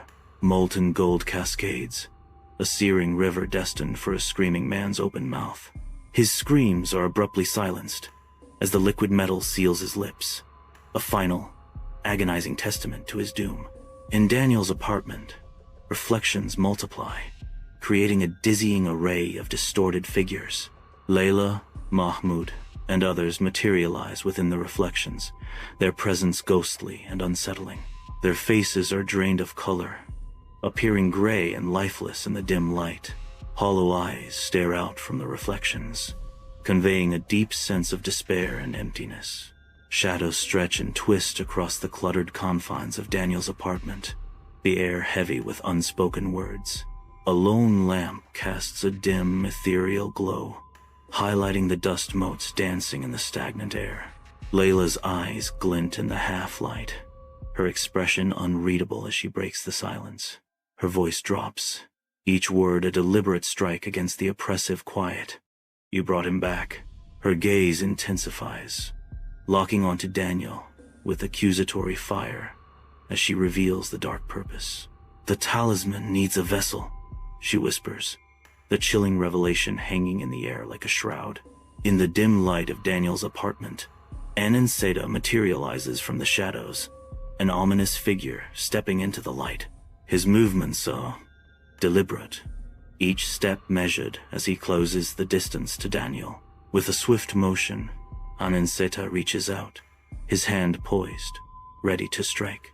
His hand makes contact against Daniel's chest, a silent but forceful act. The touch sends a ripple of unseen energy through the room, leaving Daniel vulnerable and exposed. The room is dimly lit, sparsely furnished, a stark contrast to the weight of the words about to be spoken. Shadows dance along the walls, emphasizing the solitude of the space as Aninseta appears. Her eyes gleam with ancient knowledge, a silent promise of power and danger. A subtle shift in the air, a whisper of forgotten magic as she speaks. "You freed me," she declares, her voice echoing in the silent room, filling every corner. "Now remember me," she demands, the weight of the command hanging heavy in the air, an inescapable fate.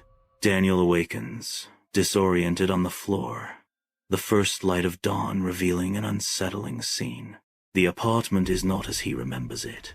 Sand covers every surface, an invading reminder of an unknown storm. He struggles to sit, his eyes adjusting to the bizarre transformation of his once familiar space. A chilling discovery. The mirror, once reflecting his own image, is now shattered, its fragments mirroring his fractured reality. Each grain of sand whispers a silent tale of chaos and displacement, a mystery etched into the very foundations of his home. The shattered mirror serves as a stark symbol of a shattered life, its sharp edges reflecting the pain and confusion in Daniel's eyes. Within the confines of his apartment, Daniel exists in a state of profound disconnection, his reflection hauntingly alive in every fragmented surface. Each shard of glass mirrors a distorted version of Daniel, capturing movements he no longer consciously initiates. His reflection breathes, a ghost of life, in a space where Daniel himself feels absent. The still air of the apartment hangs heavy around him, a silent testament to his emotional paralysis. Trapped in a hall of mirrors, Daniel watches his own image move, a macabre dance of existence and emptiness. He is a spectator in his own life, observing the echoes of a man he used to be, now only visible in broken reflections. In the dim light of his apartment, Daniel stands amidst flickering candles, his face bathed in their ethereal glow. His lips move, uttering words that seem alien, not his own, as if possessed by an ancient force. Ancient names resonate, forgotten prayers reverberate, filling the small space with an unseen energy. The air thickens with an otherworldly presence, as the candles flicker wildly, casting dancing shadows on the walls. Each syllable drips with power, as if unlocking a gate to a realm beyond mortal comprehension. The apartment transforms into a vessel, resonating with the echoes of forgotten gods and the whispers of ancient magic. Within the confines of his apartment, Daniel delves deep into a dreamscape, his mind a canvas for visions of ancient tombs. Behind his closed eyelids, indistinct priests materialize, their forms wreathed in shadow and mystery. Forgotten tongues spill forth from their lips, a resonant chant echoing through the corridors of time. The echoes of a time before memory itself reverberate through his subconscious, shaking the foundations of his being. He is lost in a labyrinth of dreams, where reality blurs with the spectral echoes of the past. Each vision, each sound, pulls him deeper into the abyss, threatening to consume his very essence. Inside his apartment, Daniel's intense gaze is fixed upon the talisman, his eyes reflecting a dawning comprehension. A wave of understanding washes over him, the weight of revelation pressing down. The truth hits him with stark clarity. The talisman wasn't a curse. It was a prison, its secrets now unveiled. In the dead of night, as the clock strikes midnight, Daniel's eyes snap open, but a stranger looks out. It is Aninseta, her presence seizing control, her ancient spirit awakened in a modern vessel. Her voice, a mere whisper from beyond, emanates through him, an echo of forgotten power. His eyes, now hers, reflect a vision not of this world, a haunting glimpse into a forgotten past. In Daniel's dimly lit apartment, secrets of the past begin to surface. Aninseta reveals forgotten temples, buried beneath shifting sands. Each image shown speaks of places lost to time, their stories waiting to be rediscovered. The forgotten temples ignite a spark of intrigue, hinting at a journey into the unknown. Dim light casts long shadows across the walls of Daniel's apartment, the air thick with unspoken tension. Daniel stands motionless, his face an impassive mask, betraying nothing of the turmoil within. Across from him, Anonseta's eyes gleam with ancient knowledge, her gaze piercing the gloom. A pregnant silence hangs heavy in the air, broken only by the distant sounds of the city. Anonseta's voice cuts through the darkness, a chilling prophecy delivered with unwavering conviction. The gods have slept too long, and you, Daniel, will remind them, she proclaims, her words echoing with ominous weight. Under the ghostly glow of the moon, a vast desert unfolds, its sands whispering ancient secrets. Where once a dig site stood, a foreboding black temple now pierces the night, an ominous silhouette against the starry canvas. The temple looms, a stark contrast to the serene desert, promising mystery and dread in equal measure. Its dark form dominates the horizon, a silent sentinel guarding forgotten powers and untold stories. The desert night holds its breath as the temple stands as a testament to a past resurrected. Flickering light dances across the ancient temple walls, casting long shadows over the solemn faces of chanting priests.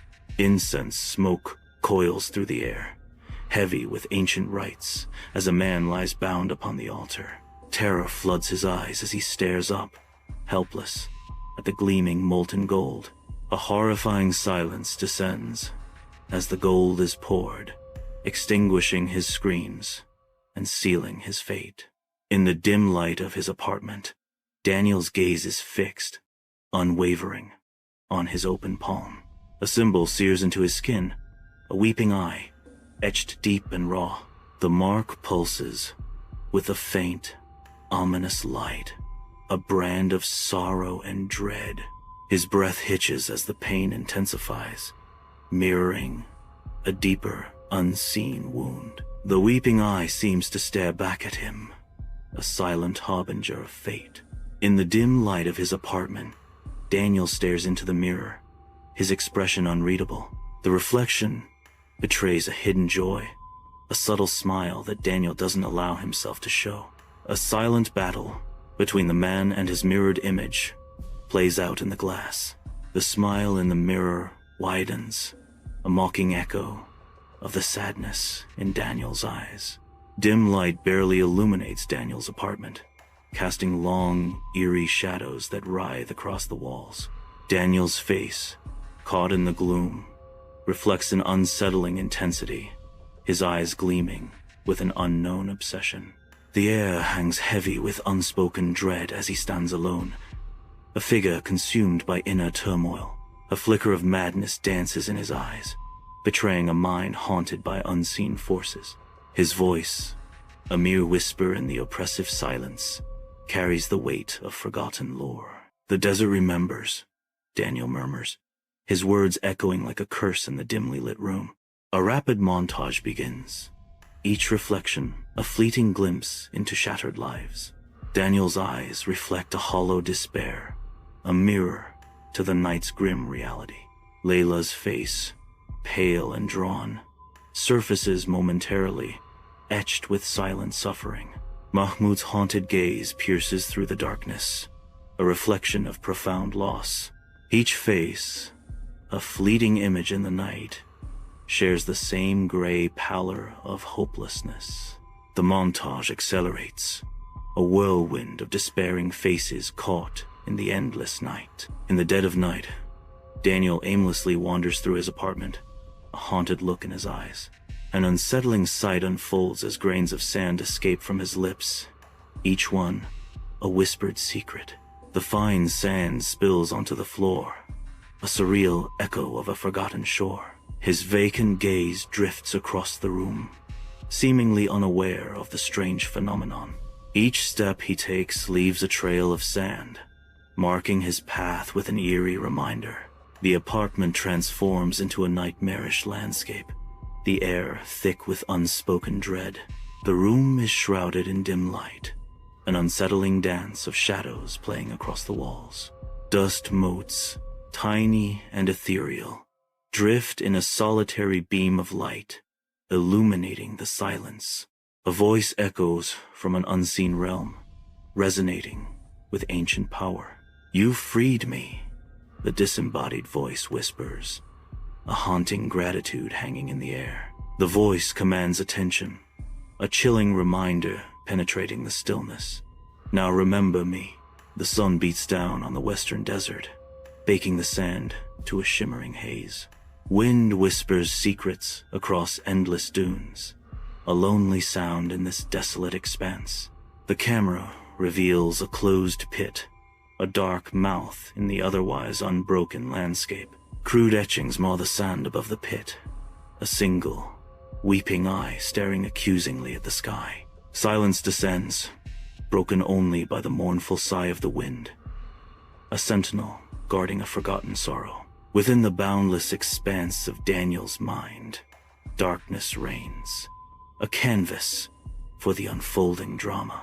Daniel stands silhouetted, a solitary figure against the faint, ethereal glow. Aninseta materializes, a radiant being of pure power, her presence defying the encroaching shadows. Her eyes blaze with an intense blue light as she speaks with celestial authority. The gods will awaken. The winding road cuts through the Kyoto mountains, a ribbon of gray against the vibrant green. My car journeys along the road, each turn revealing a new vista of the lush landscape. The air is crisp and clean, carrying the scent of pine and damp earth. The car continues towards the remote village, promising an escape from the ordinary. The journey is filled with anticipation, each mile bringing the promise of discovery. Inside the moving car, a recorder sits on the passenger seat, promising untold stories. Haruto Sakamoto glances at the device, his face a canvas of excitement tinged with apprehension. Haruto Sakamoto, en route to document the folklore of a remote Kyoto village, a voice narrates, filling the car. Hoping to find some unique stories, the narration concludes, as the car speeds towards the unknown. I arrive at the entrance of a small village, nestled high within the mountains. The village exudes a sense of seclusion and timelessness, untouched by the outside world. The villagers emerge, their faces etched with curiosity as they cautiously approach. A palpable sense of polite reserve hangs in the air as they observe the newcomer. Their eyes reflect a mixture of intrigue and guardedness, assessing my presence in their hidden sanctuary. I step into the village ryokan, a sanctuary steeped in tradition. The air is thick with the scent of aged wood and the soft rustle of tatami mats underfoot. Sunlight filters gently through the delicate shoji doors, casting intricate patterns across the room. A profound sense of history envelops me, each corner whispering tales of generations past. The quiet elegance of the room invites a moment of tranquil reflection. Time seems to slow, caught between the ancient walls and the promise of peaceful solitude. Seated at a low table in the ryokan room, notes spread before me, I feel a sudden, unsettling prickle of unease. An unseen presence seems to permeate the air, heavy with unspoken anticipation.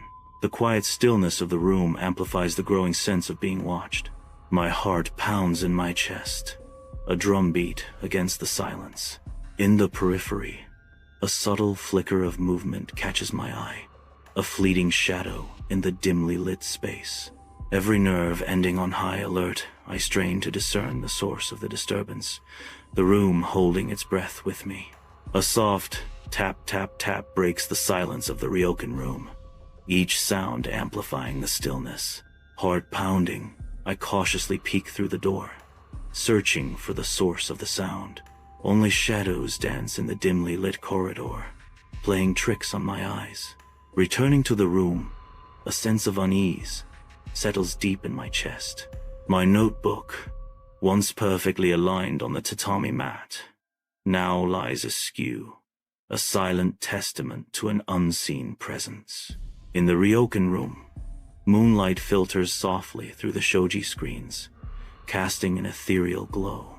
Dust motes dance in the air, illuminated by the pale light, as I sit at the low table, lost in thought. The ink shimmers on the page as I record my observations, the villagers' warnings echoing in the quiet room. Their hushed voices linger in my mind, cautioning against old items and the mysterious Tsukumogami. I awaken in the ryokan room, a chill permeating the air, stirring me from sleep. Deep shadows stretch like grasping fingers across the walls, distorting the familiar into the surreal. A strange, unsettling quiet hangs heavy, broken only by the sound of my own breathing. A soft, melodic voice whispers through the darkness, an ethereal call that cuts through the silence. Haruto, the voice echoes, a haunting resonance that seems to come from everywhere and nowhere at once. Fear grips me as I strain to locate the source of the chilling whisper, the shadows dancing with malevolent glee. In the stillness of the ryokan room, a teacup begins to tremble on the low table, an ominous sign in the quiet night. The teacup tilts, its delicate balance lost as it slides inexorably towards the edge. A sickening crash as the porcelain shatters against the tatami mat, fragments scattering like fallen stars across the woven surface. The shards of the broken cup lie scattered, a stark contrast to the room's previous serenity. An unseen presence echoes through the room, a haunting question hanging in the air. Why do you disturb us? Inside the ryokan room, the shadows seem to writhe as I desperately try to grasp the situation. I clutch my recorder, my mind racing to make sense of the unfolding events. The shadows recoil momentarily, a brief respite in the oppressive atmosphere. But then, with renewed vigor, they surge forward, threatening to engulf me. My voice trembles as I plead. I'm just a visitor. I mean no harm. Pale moonlight spills through the shoji screens, casting an ethereal glow in the otherwise dark ryokan room. A bone-chilling cold grips the air as a distorted figure begins to coalesce behind me, a being formed of splintered shadows. Its shape writhes, an embodiment of pure darkness, taking form in the tranquil room. An overwhelming aura of rage radiates from the shadowy figure, filling the room with palpable menace. In the dim light of the ryokan room, a looming shadow stretches across the tatami mats. A wooden doll emerges from the darkness, tumbling silently towards the viewer. The figure stands cloaked in shadow, an ominous presence filling the room. Its voice echoes with a haunting resonance. See what becomes forgotten. The wooden doll lies still, a stark reminder of forgotten memories and lingering spirits. Within the ryokan room, shadows deepen as night falls, casting an eerie stillness over the tatami mats. A subtle shift catches the eye. Old tools begin to stir, their metallic surfaces glinting faintly in the dim light. Brushes twitch and sway, as if wielded by an invisible hand, their bristles whispering against the floor. Tea kettles, once still, now inch forward, their silent dance guided by an unseen force. An unsettling ballet unfolds, the mundane objects of the room possessed by an unknown presence. Crouched in the corner as dawn breaks, my gaze remains fixed on the doll, an eerie sentinel in the pale light. The first rays of morning reveal a room restored to order, each object meticulously in its place. Yet, the illusion of peace shatters with the sight of a broken teacup, its fragments strewn across the tatami mat. Each shard reflects the dawn, a silent testament to the chaos that once reigned. The scattered pieces tell a tale of unseen forces, a delicate balance destroyed. In the quiet aftermath, the doll watches, its porcelain face an unreadable mask. I drive along the winding mountain road, leaving the village behind. The stark beauty of the landscape contrasts with the unease churning within me. The villagers' dire warnings echo in my mind, their words painting a grim picture. Each turn in the road feels like a step further into the unknown, away from safety and reason. Inside the car, a quick glance in the rearview mirror reveals an unsettling shadow lurking behind. A dark, slender figure seems to lean forward, its presence ominous and undefined. Up front, the doll remains still, its eyes fixed, seemingly observing every move. The contrast between the innocent doll and the lurking shadow creates a palpable sense of unease. The silent question hangs in the air. What is watching, and what does it want? The Tokyo apartment looms, the air growing heavy with an unnatural chill. Entering the dimly lit space, I feel the oppressive weight of the night. Eerie shadows stretch and twist across the walls, distorting familiar shapes into unsettling forms. The silence within the apartment is heavy, amplifying the growing sense of unease. The Tokyo apartment is plunged into darkness, the city lights casting long, eerie shadows that dance across the walls. A doll sits ominously on the bed, its single black eye glinting with a sinister light. An unsettling tremor stirs the stillness, as a pen twitches and a cup rattles. In the suffocating silence, books eerily arrange themselves, forming a protective circle around the watchful doll. In the Tokyo apartment, shadows crawl longer as unseen voices whisper through the night. My heart hammers against my ribs, a frantic drumbeat against the encroaching dread. I stumble backward, losing my footing on the edge of the worn rug. A chilling pronouncement echoes. You disturbed us. You saw us. You cannot forget. The whispers intensify, a haunting reminder of the unseen presence now awakened. In the bright Tokyo apartment, a hand reaches for the door handle, ready to escape.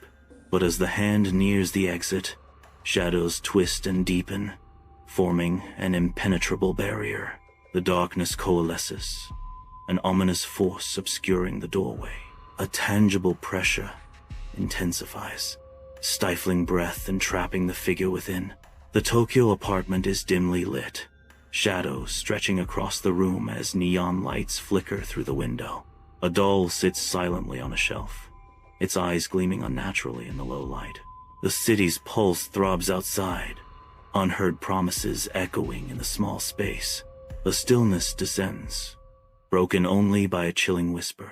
The doll's eyes seem to focus, its voice cutting through the silence. You have seen too much. You belong to the shadows now. In the quiet of the Tokyo apartment, subtle shifts begin as if by unseen hands. Books eerily flip open, revealing morbid pages filled with death and curses. Ordinary utensils twist and turn, their points ominously directing toward the encroaching shadows. An unsettling rearrangement unfolds, hinting at a presence that manipulates the mundane into the macabre. A deep silence pervades the Tokyo apartment, broken only by the distant hum of the city. Shadows stretch and twist across the walls, forming vaguely humanoid shapes that seem to watch. The shadows subtly shift, as if alive, their forms ominous in the darkness. They wait, patient and silent, filling the room with an unspoken tension. In the dim solitude of a Tokyo apartment, I confront my reflection. The face staring back is a grotesque mask, pale and cracked like fragile porcelain. A single, black eye dominates the reflection, a void that seems to penetrate my very soul. The unsettling gaze pierces through me, leaving a chilling sense of unease. The reflection is not mine. It's a horrifying imposter lurking in the glass. The train pulls away, a desperate escape from the city. Reflections warp across the train windows, fleeting glimpses of distorted shapes. The outside world blurs into streaks of color, a landscape of fractured memories. In the corner of the seat, the doll sits silently, an ever-present passenger. Its vacant eyes seem to follow every movement, a haunting reminder of what's left behind. In the cramped Tokyo apartment, The violent echo of a hammer shattering porcelain fills the night as I relentlessly destroy the doll. Sparks fly as the broken remains are tossed into the oven, where flames eagerly devour plastic and porcelain. The next morning, gentle sunlight streams through the window, illuminating a scene of impossible restoration.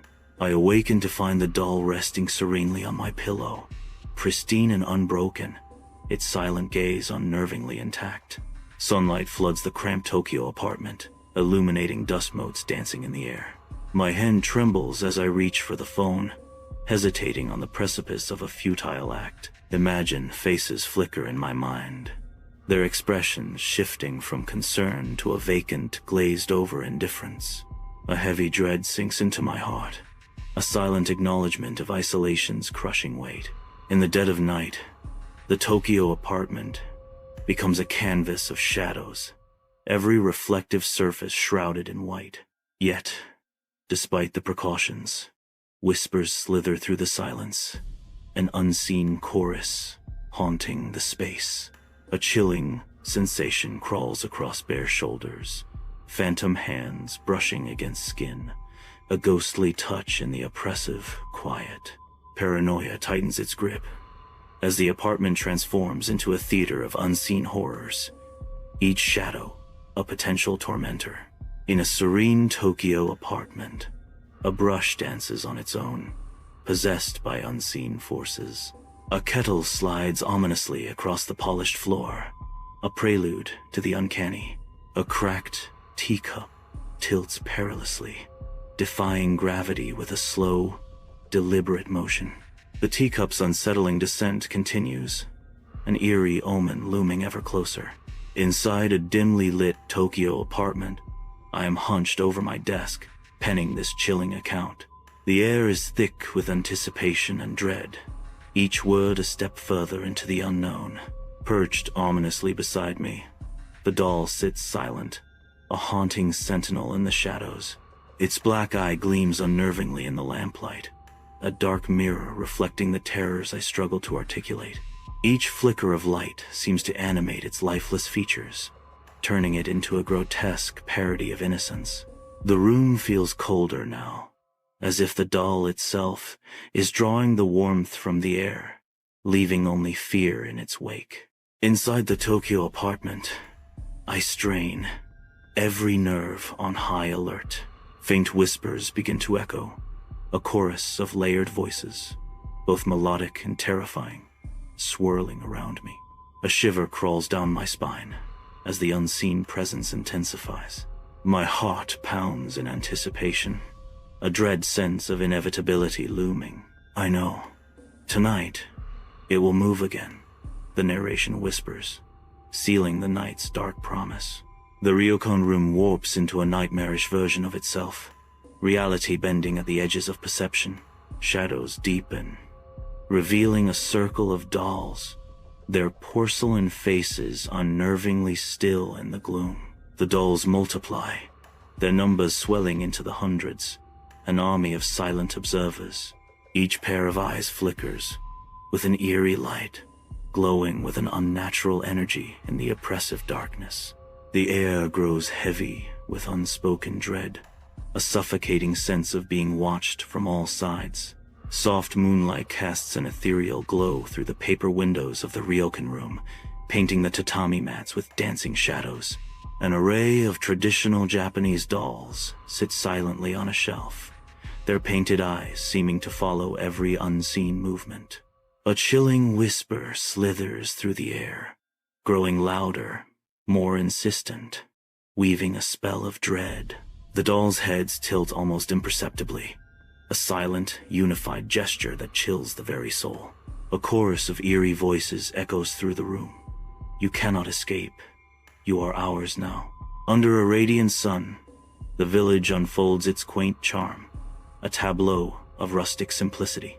Villagers clad in simple garments gather, their expressions a complex blend of reverence and unease. Ancient artifacts gleam in the sunlight, their surfaces worn smooth by time and touched by countless hands. A palpable tension hangs in the air, a silent acknowledgement of the potent forces these objects command.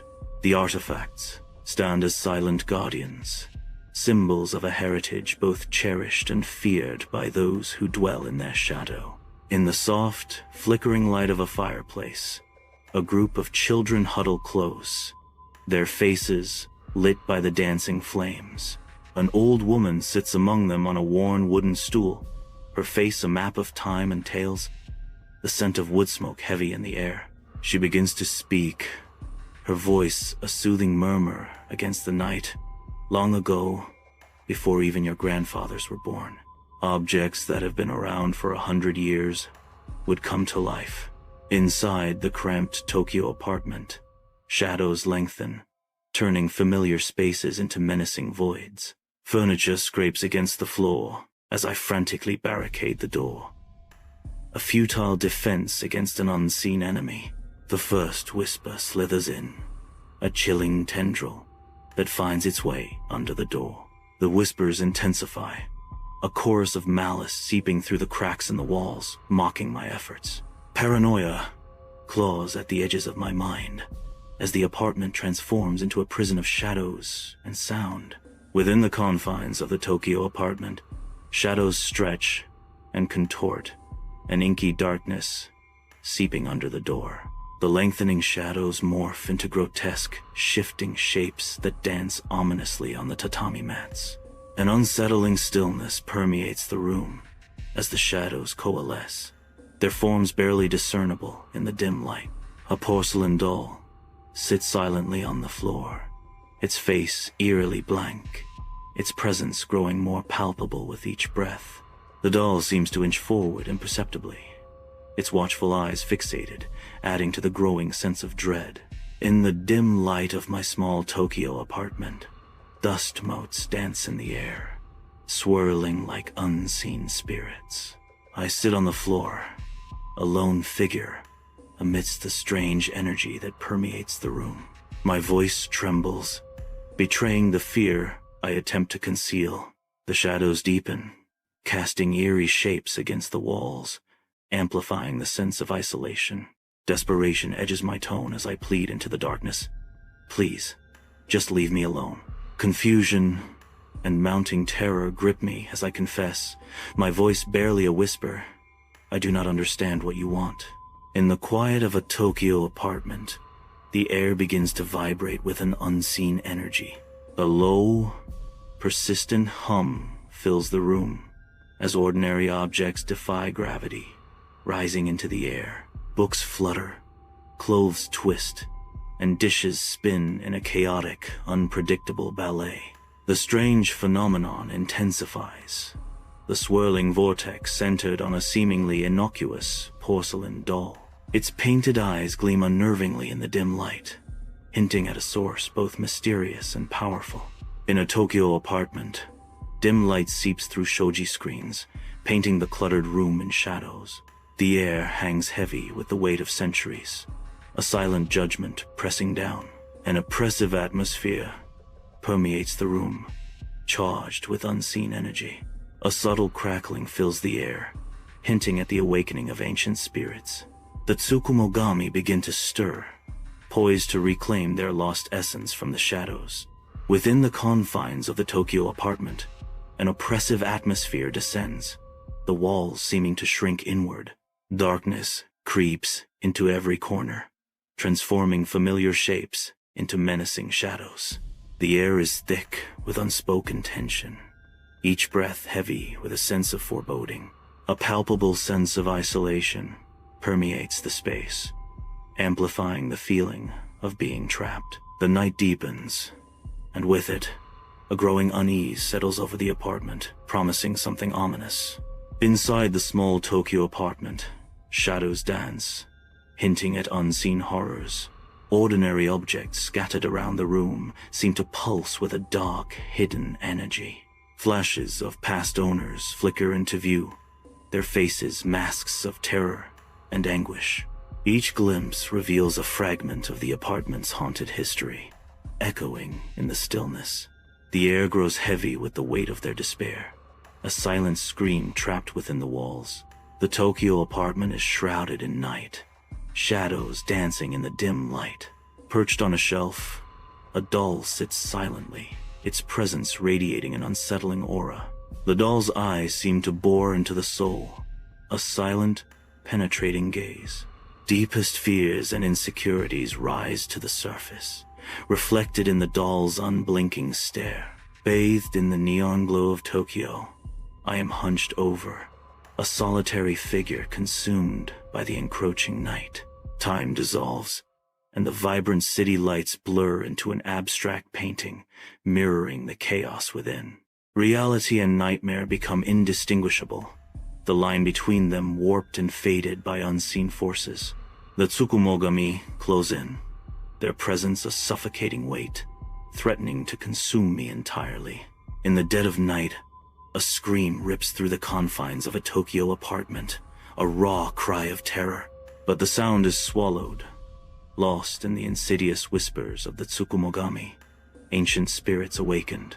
Their ethereal voices rise, an eerie chorus that drowns out all hope. The apartment becomes a nexus of dread as unseen forces close in. In the suffocating darkness of the Tokyo apartment, I begin to succumb, my grip on reality loosening. The oppressive atmosphere thickens, mirroring the fracturing of my mind under the Tsukumogami's relentless influence. Shadows lengthen and twist, embodying the growing chaos within my thoughts. The weight of unseen forces presses down, crushing my spirit as darkness claims another fragment of my sanity. My vision blurs, reality and nightmare merging into an indistinguishable abyss. Total surrender as the Tsukumogami's power consumes me, leaving nothing but an empty shell in the heart of the night. Pale moonlight paints the Tokyo apartment in ethereal shadows, filtering softly through the delicate paper screens. A strangled gasp pierces the quiet as I struggle for breath, the doll's weight crushing the air from my lungs. Its porcelain face, marred by cracks, looms above, a grotesque parody of innocence. One eye gleams with a malevolent light, burning into my soul with triumphant glee. The air crackles with unseen energy, a palpable manifestation of ancient, vengeful spirits. The Tsukumogami have won, their victory sealed in the suffocating weight and eerie glow of the possessed doll. The Tokyo apartment stands silent, the stillness amplifying an unspoken tension. Objects rest perfectly in their place, a deceptive calm that belies recent turmoil. An unsettling order pervades, as if the very air holds its breath, concealing secrets. The scene is a tableau of quiet aftermath, the calm before an unknown storm. Sunlight cuts through the Tokyo apartment, illuminating dust motes dancing in the air. The room is dim, heavy with the scent of incense, a palpable absence hanging in the air. Unseen energies hum, a silent testament to ancient, forgotten objects scattered throughout the space.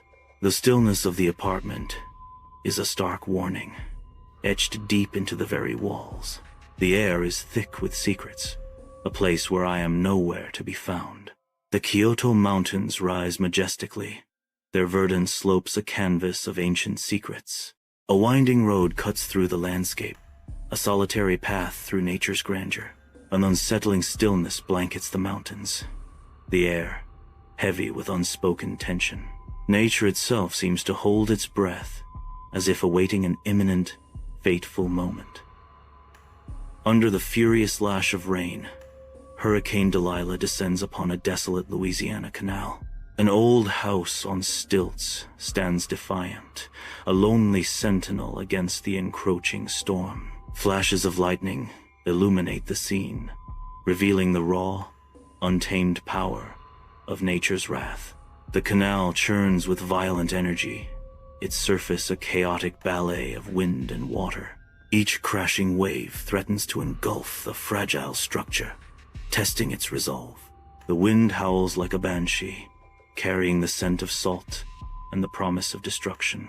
Ryan Matthews, in his 30 seconds, is framed by the cold glow of multiple monitors. His face, a mask of determination, tinged with weariness.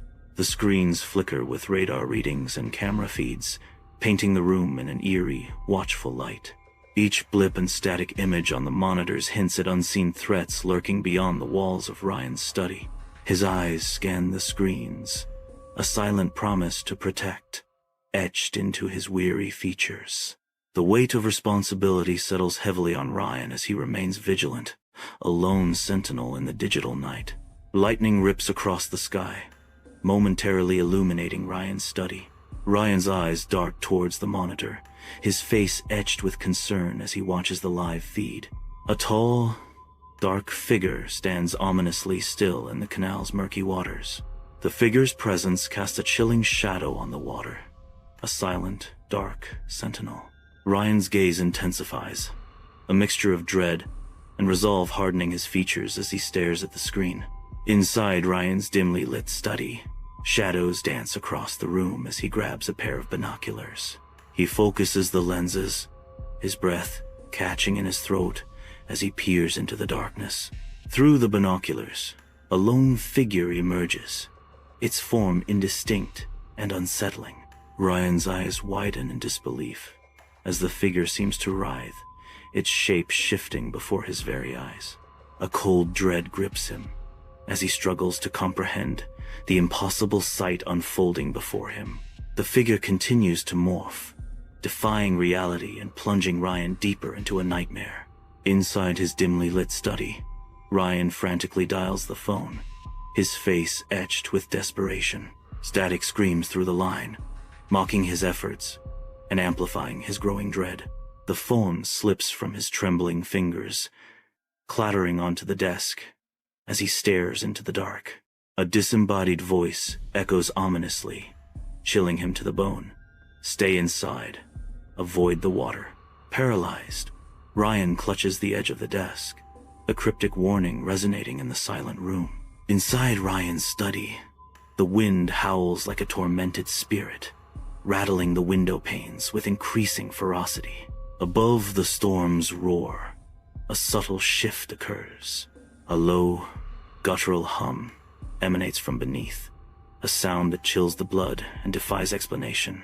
The storm's intensity seems to amplify the strange vibration, as if the elements themselves are reacting to the sinister sound. The air thickens, charged with an unseen energy, as Ryan's study becomes the epicenter of an inexplicable phenomenon.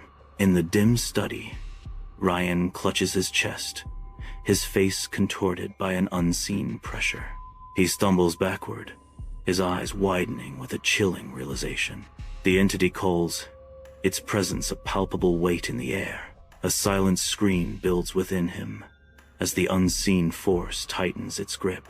Under a weak moon, the Louisiana Canal breaches its banks, a dark, churning force unleashed. Water invades the street, an unrelenting tide swallowing everything in its path. Debris dances on the surface, broken branches twisting in the current, forgotten trash swirling in the murk. An occasional glint of metal flashes beneath the surface, a hidden danger lurking in the depths. The overflow continues, a silent, unstoppable surge consuming the edges of the town. In his study, Ryan's eyes widen in terror, an icy dread gripping his spine. Outside, through the rain-lashed window, a monstrous form tears through the flooded landscape with impossible speed. Trees shatter like brittle twigs under the unseen force of the approaching horror. The floodwaters roil and churn, whipped into a frenzy by its passage. Inside Ryan's dimly lit study, a sense of unease hangs heavy in the air as Ryan clutches his camera. The cold metal of the camera offers a small comfort to his trembling hands, a stark contrast to the fear gripping him. He aims the lens towards the window, the glass reflecting the turmoil in his eyes. Outside, a silhouette lurks in the darkness, its form slowly resolving in the night. The figure turns, features hidden in shadow, an enigma shrouded in darkness. A distinct smile creeps across the figure's face, a chilling expression that seems to promise something sinister. A sudden lightning flash illuminates Ryan's study, the light stark and fleeting. Shadows writhe and twist across the walls, alive with unseen torment. Hundreds of faces emerge from the darkness, their expressions frozen in silent screams, each face a mask of agony, their silent cries filling the room with an unbearable tension. The air thickens with the weight of their unseen suffering, a palpable dread settling over the scene. In his study, Ryan collapses to his knees, overwhelmed. The camera slips from his trembling grasp, clattering uselessly to the floor. A terrifying sound fills the room, the unmistakable rush of water. Panic flares in Ryan's eyes as the sound intensifies, signaling imminent disaster. In Ryan's study, the air hangs thick with dust motes, illuminated by the warm glow of a desk lamp. Books stand guard along the walls, their shadows stretching like grasping fingers in the dim light.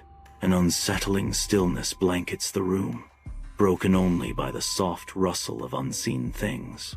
Ryan sits hunched over his desk, the lamplight casting his face in sharp relief, highlighting the worry etched in his features. His eyes dart nervously around the room, as if he expects something to emerge from the shadows. A chilling realization dawns on him as he whispers, "It wants something." Under the cloak of night, an unseen entity advances toward Ryan's house, its presence a palpable dread. The first sign, windows begin to rattle violently, as if seized by an invisible hand. A deeper tremor follows. The very walls of the house groan under the weight of the approaching darkness. The house stands defenseless, each groan and rattle a prelude to the unknown terror about to be unleashed. In the dead of night, Ryan sprints down the hallway, his breath echoing in the narrow space. He reaches the front door, his hand flying to the knob, a desperate urgency in his every move. Suddenly, the solid wood of the door groans, protesting under a brutal assault from the outside. Splinters erupt as the door buckles inward, a testament to the raw power pressing against it. Each impact resonates through the hallway, a deafening prelude to the chaos about to unfold. Ryan's eyes widen in terror, the inevitability of the breach crashing over him like a tidal wave. Night shrouds the porch, casting long shadows that dance with the wind. A sudden blinding flash of lightning rips through the darkness, momentarily illuminating Ryan. His eyes are wide with disbelief, fixated on something at the edge of the porch. Another lightning strike reveals a figure, impossibly tall and shimmering, standing in the threshold. The figure seems not quite of this world, its form flickering in the electric light. Ryan remains frozen, caught between terror and morbid curiosity as the storm rages around them. Ryan slams the door, the sound echoing through the silent hallway. The entire house trembles violently, as if responding to an unseen force. Inside Ryan's chest, an unnerving hum intensifies, resonating with the chaos around him. The air crackles with a palpable tension, something ominous building within the confined space. A dim hallway stretches into shadow, the only light a flickering bulb casting eerie shapes on the walls as Ryan walks. He pauses, uncertainty etching across his features as he stops in the middle of the hallway. A disembodied voice echoes in the gloom, a chilling welcome. "You're here. Now." The unseen speaker continues, the words hanging heavy in the air. "You belong." The house groans under an unseen pressure, the hallway trembling as if alive. Windows rattle violently, their panes blurring the outside world into streaks of distorted light. Water surges through the hallway, its dark surface reflecting the chaotic, fractured light above. The rising water mirrors the unseen horror, each ripple a distorted echo of the escalating chaos. In the dead of night, Ryan's hand instinctively reaches for the flashlight, a sudden dread gripping him. The beam of light cuts through the darkness, aimed at the threshold, revealing a chilling presence. A figure lurks just beyond the doorway, its form obscured by shadow. A pair of eyes pierces through the gloom, glowing with an unsettling, faint red light. Ryan stares, the flashlight beam trembling slightly as he confronts the ominous gaze. The hallway is cast into sudden, absolute darkness, as the lights flicker violently and die. Ryan is plunged into a world of impenetrable black, utterly alone. A subtle murmur of whispers begins to intensify, growing ever louder. The whispers swell into a disorienting cacophony, pressing in on Ryan from all directions. He is completely surrounded, the darkness and the voices becoming indistinguishable. The oppressive darkness seems to suffocate him, amplifying the unseen terrors lurking in the shadows. Ryan stands alone in the dimly lit hallway, a solitary figure against the encroaching dark. The air vibrates intensely, a cacophony of countless voices swirling around him, each a fragment of forgotten lives. A torrent of thoughts, memories, screams, cries, and desperate pleas assaults his senses. The walls seem to close in, each surface a speaker blasting the echoes of 1,000 lives, threatening to overwhelm him completely. In the dead of night, Ryan sprints up the staircase, his silhouette stark against the shadows. The beam of the flashlight dances wildly, cutting through the oppressive darkness. Each step echoes ominously, amplifying the silence of the house. His breath comes in ragged gasps, a frantic rhythm against the stillness. A sense of urgency propels him, each footfall a desperate plea. The shadows seem to lengthen and twist, playing tricks on his eyes as he ascends. Water relentlessly ascends the staircase, step by step swallowed by the encroaching deluge. From the murky depths, a colossal entity begins to emerge, its form barely discernible in the chaotic waters. The water continues to rise, obscuring more of the staircase. As the ominous presence grows stronger, the entity looms larger, its immense size dwarfing the staircase and dominating the scene with an aura of dread. Details of the entity's form become clearer, revealing a towering figure that seems to defy the natural order. The staircase vanishes completely beneath the surging water, leaving only the gigantic entity as the focal point of the watery abyss. A chilling draft whips through the dark staircase, carrying whispers of unseen presence. An unseen entity speaks, its voice resonating with unnatural power.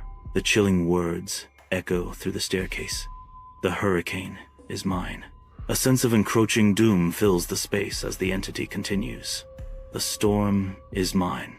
Ryan stands frozen, fear gripping him as the entity's words bore into his soul.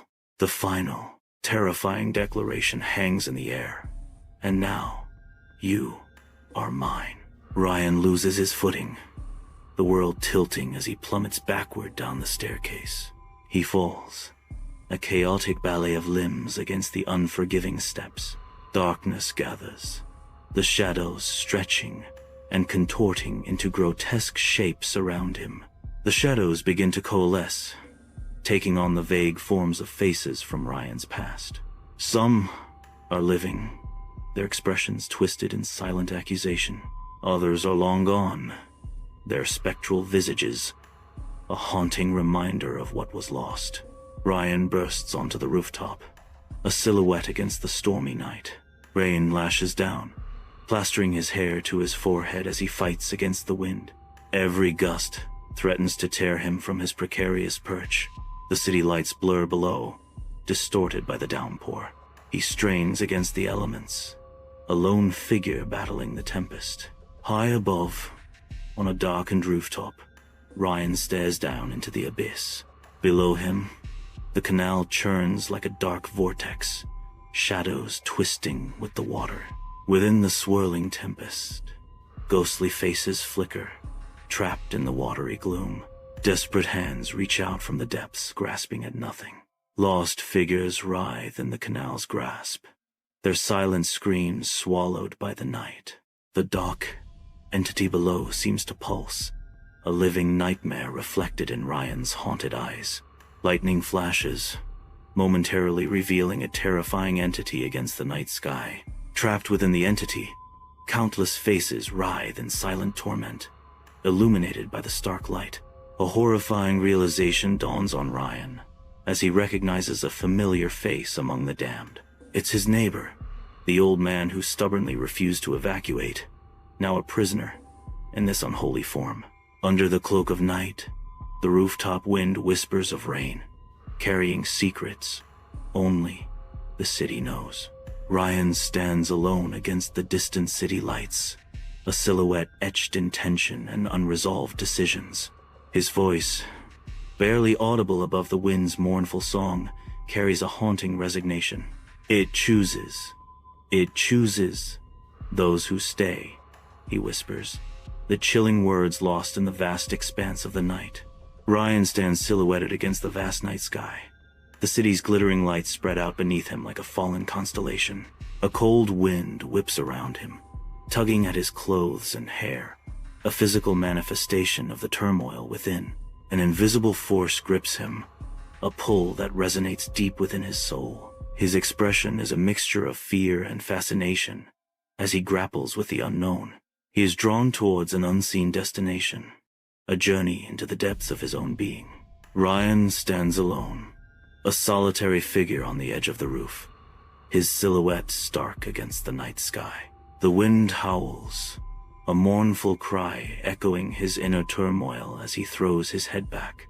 His voice cracks, a desperate plea lost in the vastness of the night. "Leave me alone," he cries out, his voice raw with anguish. "Please, just leave me alone," he screams into the darkness, a heart-wrenching cry for solitude. On the roof, under the cloak of night, Ryan witnesses the entity's smile, a chilling prelude to the unknown. The surrounding blackness begins to stir, an ominous sign as it prepares to envelop everything. A terrifying compression follows, the darkness intensifying, squeezing the very air. With a final surge, the blackness erupts, threatening to consume Ryan and the world around him in its inky abyss. The aftermath of the hurricane reveals Ryan's house in ruins, a skeletal frame against the night. Debris and wreckage blanket the yard, a chaotic testament to the storm's fury. Through gaping holes in the roof, the vast, indifferent night sky glares down on the devastation.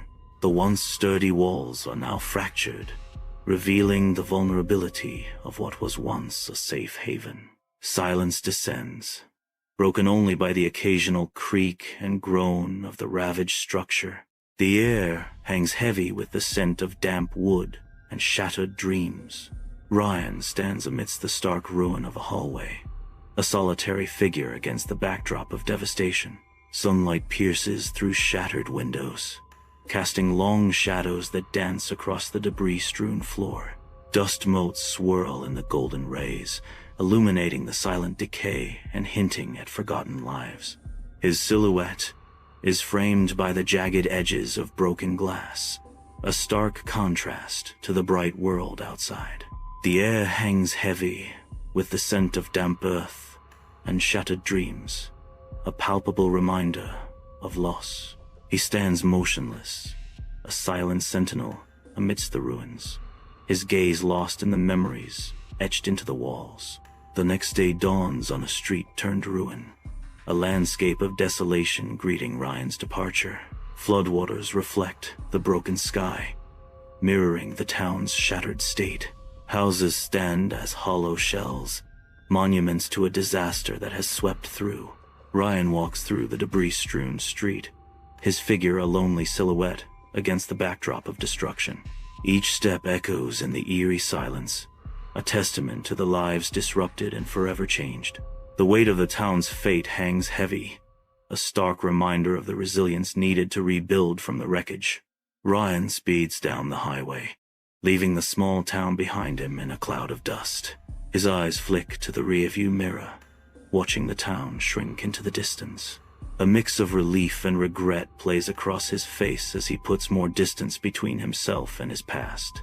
The endless highway stretches before him, a path into an uncertain future. In the dimly lit motel room, Ryan sits on the edge of a creaky bed, his figure tense and alert. Cheap curtains fail to block the neon glow outside, casting eerie shadows that dance across the worn surfaces. His eyes dart nervously around the room, betraying a deep unease that keeps him pinned to the spot. Restless energy courses through him, denying him the solace of sleep. Faint whispers, carried on the wind, tease the edges of hearing, heightening the sense of isolation and dread. In the dim motel room, shadows dance at the edge of Ryan's vision, teasing the edge of his sanity. Each drop of rain against the window pane feels like a deliberate taunt, amplifying the oppressive silence. A creeping unease settles over Ryan as the shadows seem to writhe, taking on menacing forms. He strains his eyes, trying to pierce the darkness, but the shadows only deepen, mocking his efforts. The relentless rain becomes a deafening drumbeat, driving him further into the abyss of paranoia. Is it his imagination, or are the shadows truly moving closer, closing in on him in the lonely motel room? The flickering neon sign casts eerie shadows across the peeling wallpaper of the dingy motel room. Ryan sits on the edge of the bed, his face pale, starkly illuminated by the intermittent light. Fear etches deep lines into his face, a silent testament to the unseen horrors that plague him. His eyes dart nervously around the room, as if expecting something to emerge from the shadows. A tremor runs through his body as he whispers, his voice barely audible above the hum of the neon. It's coming back.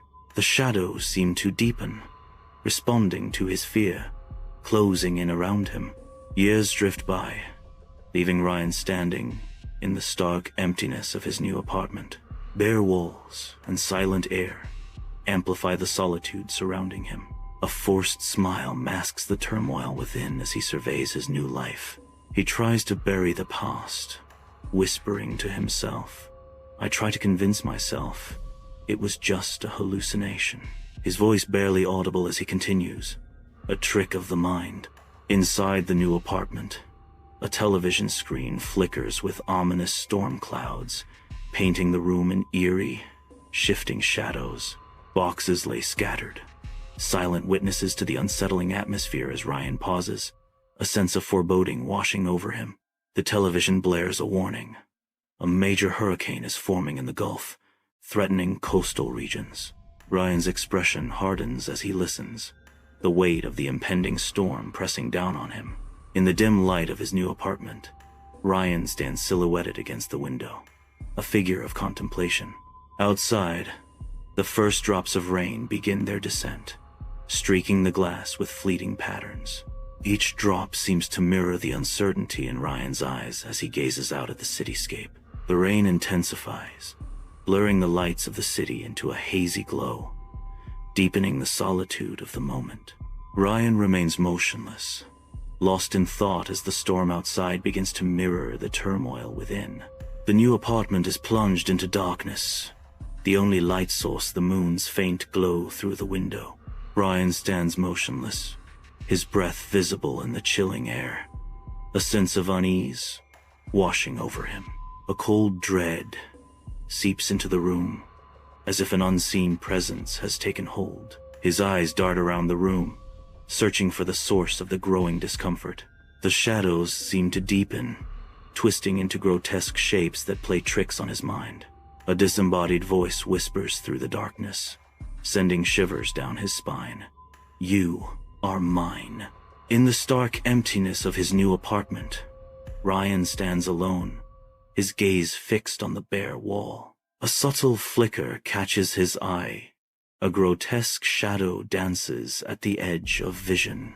The shadow writhes, an entity lurking just beyond the veil of perception. Ryan's eyes widen, a chill creeping up his spine as the unseen presence makes itself known.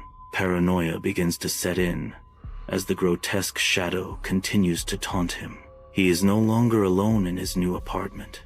Something else is there, watching, waiting. Inside the stark, dimly lit new apartment, Ryan closes his eyes.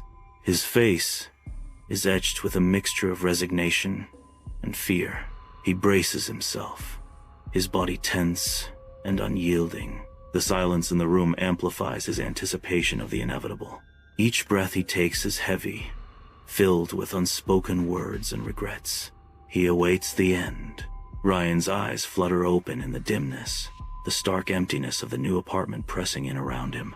City lights cast a faint, ethereal glow through the window, painting shadows across the bare walls.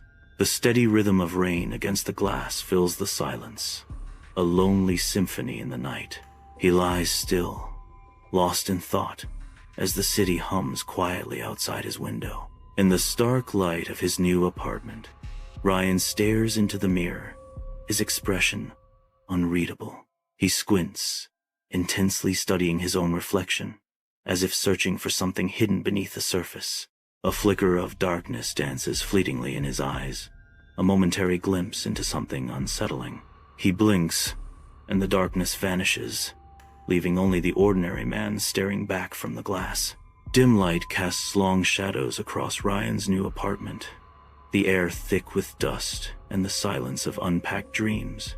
Boxes loom like silent witnesses as a single shaft of light pierces through the window, illuminating the stark reality of his solitude.